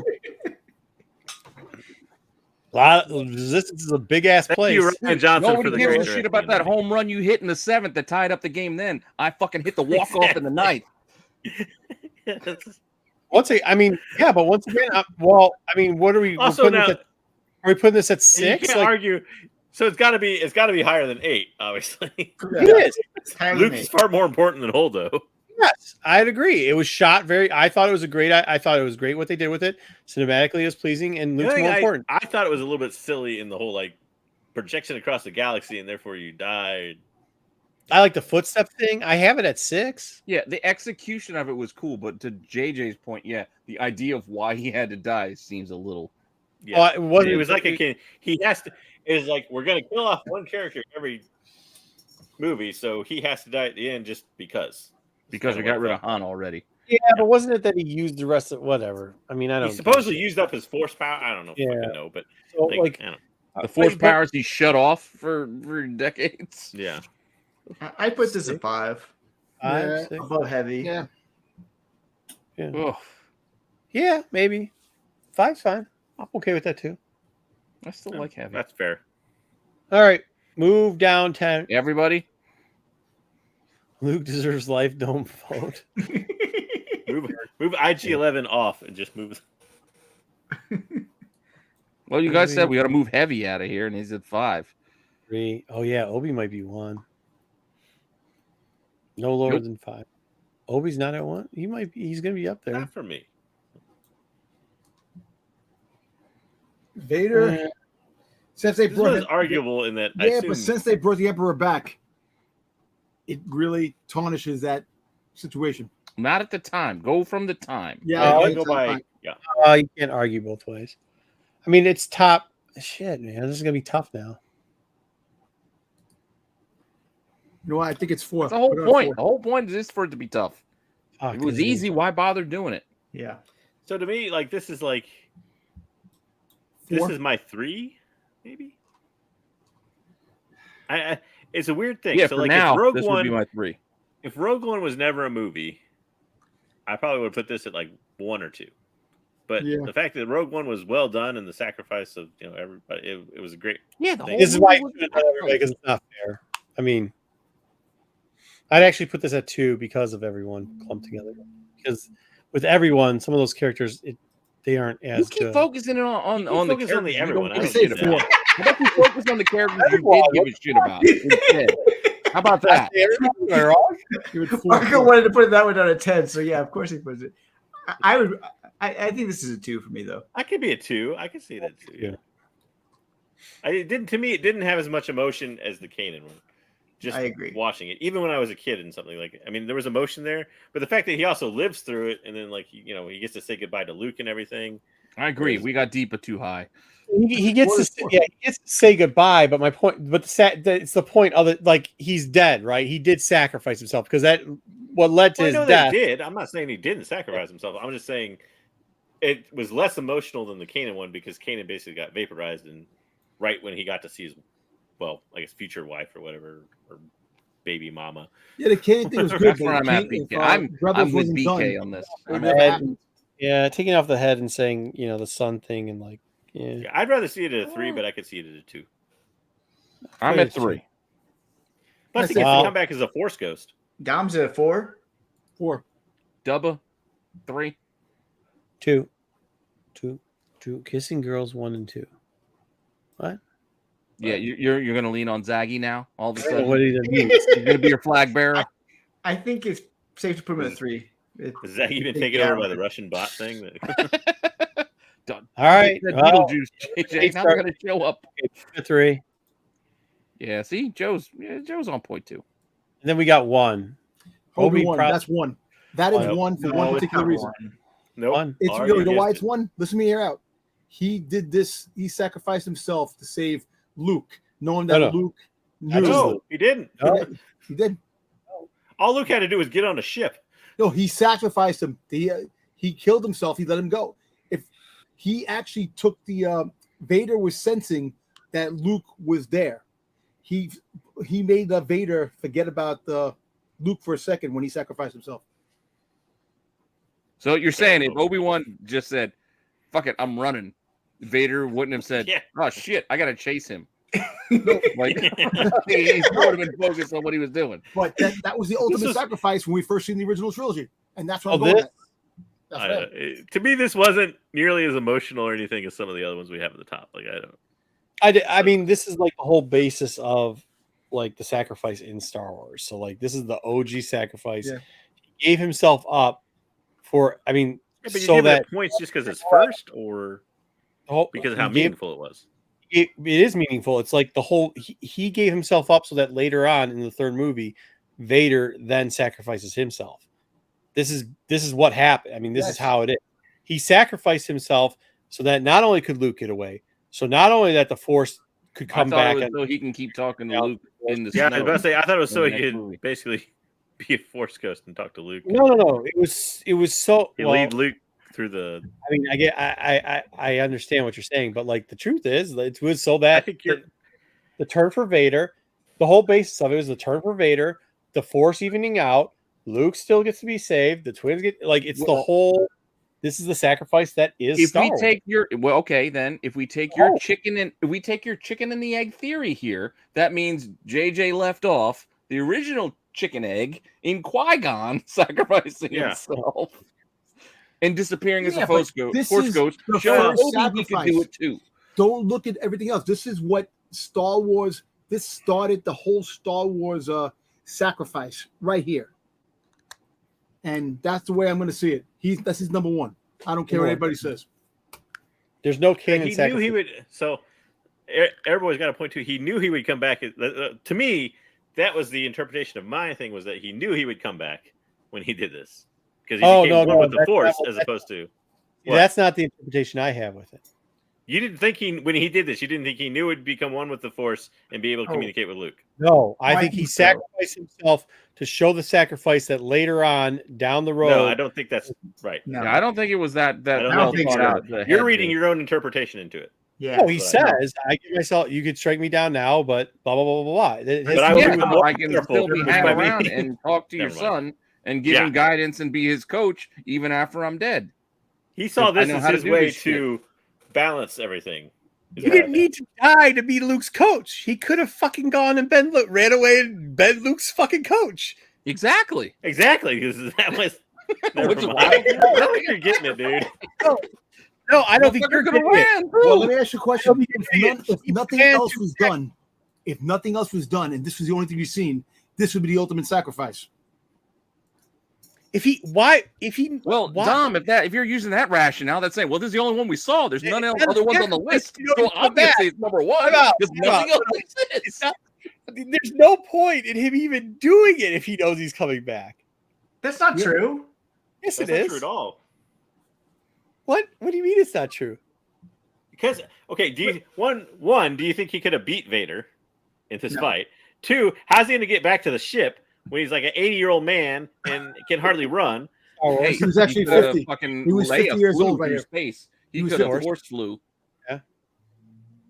He could have used force. He could have done a bunch of stuff. He could have force pushed Vader. So Vader's just going to let him use the force and escape? What? Yeah, what?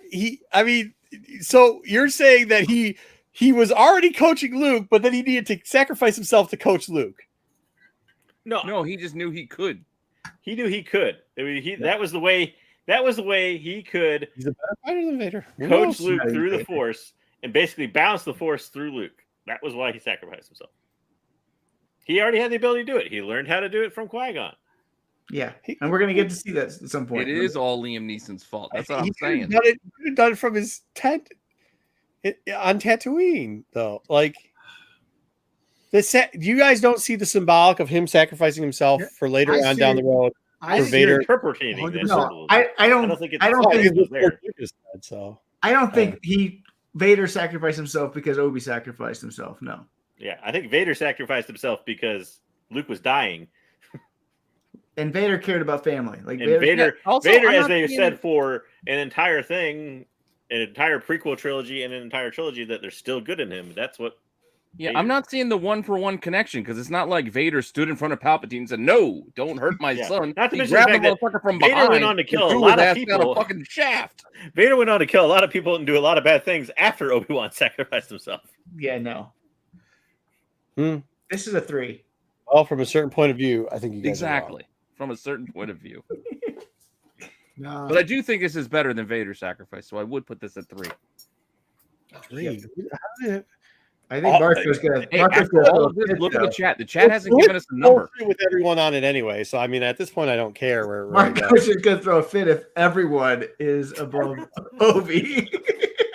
You really haven't. You know what's hilarious? That was actually in the chat when I listed it. I listed it as everyone from Rogue One, or pretty much everyone. Yeah, you could have. There was no objections. I never look at the list so that we have something. That's your own fault. You can't complain about it later when you don't look at it. Yeah, it is a dose. Yeah, so it's like the download now because he knew he's like IG-11. He just knew he could re-download himself.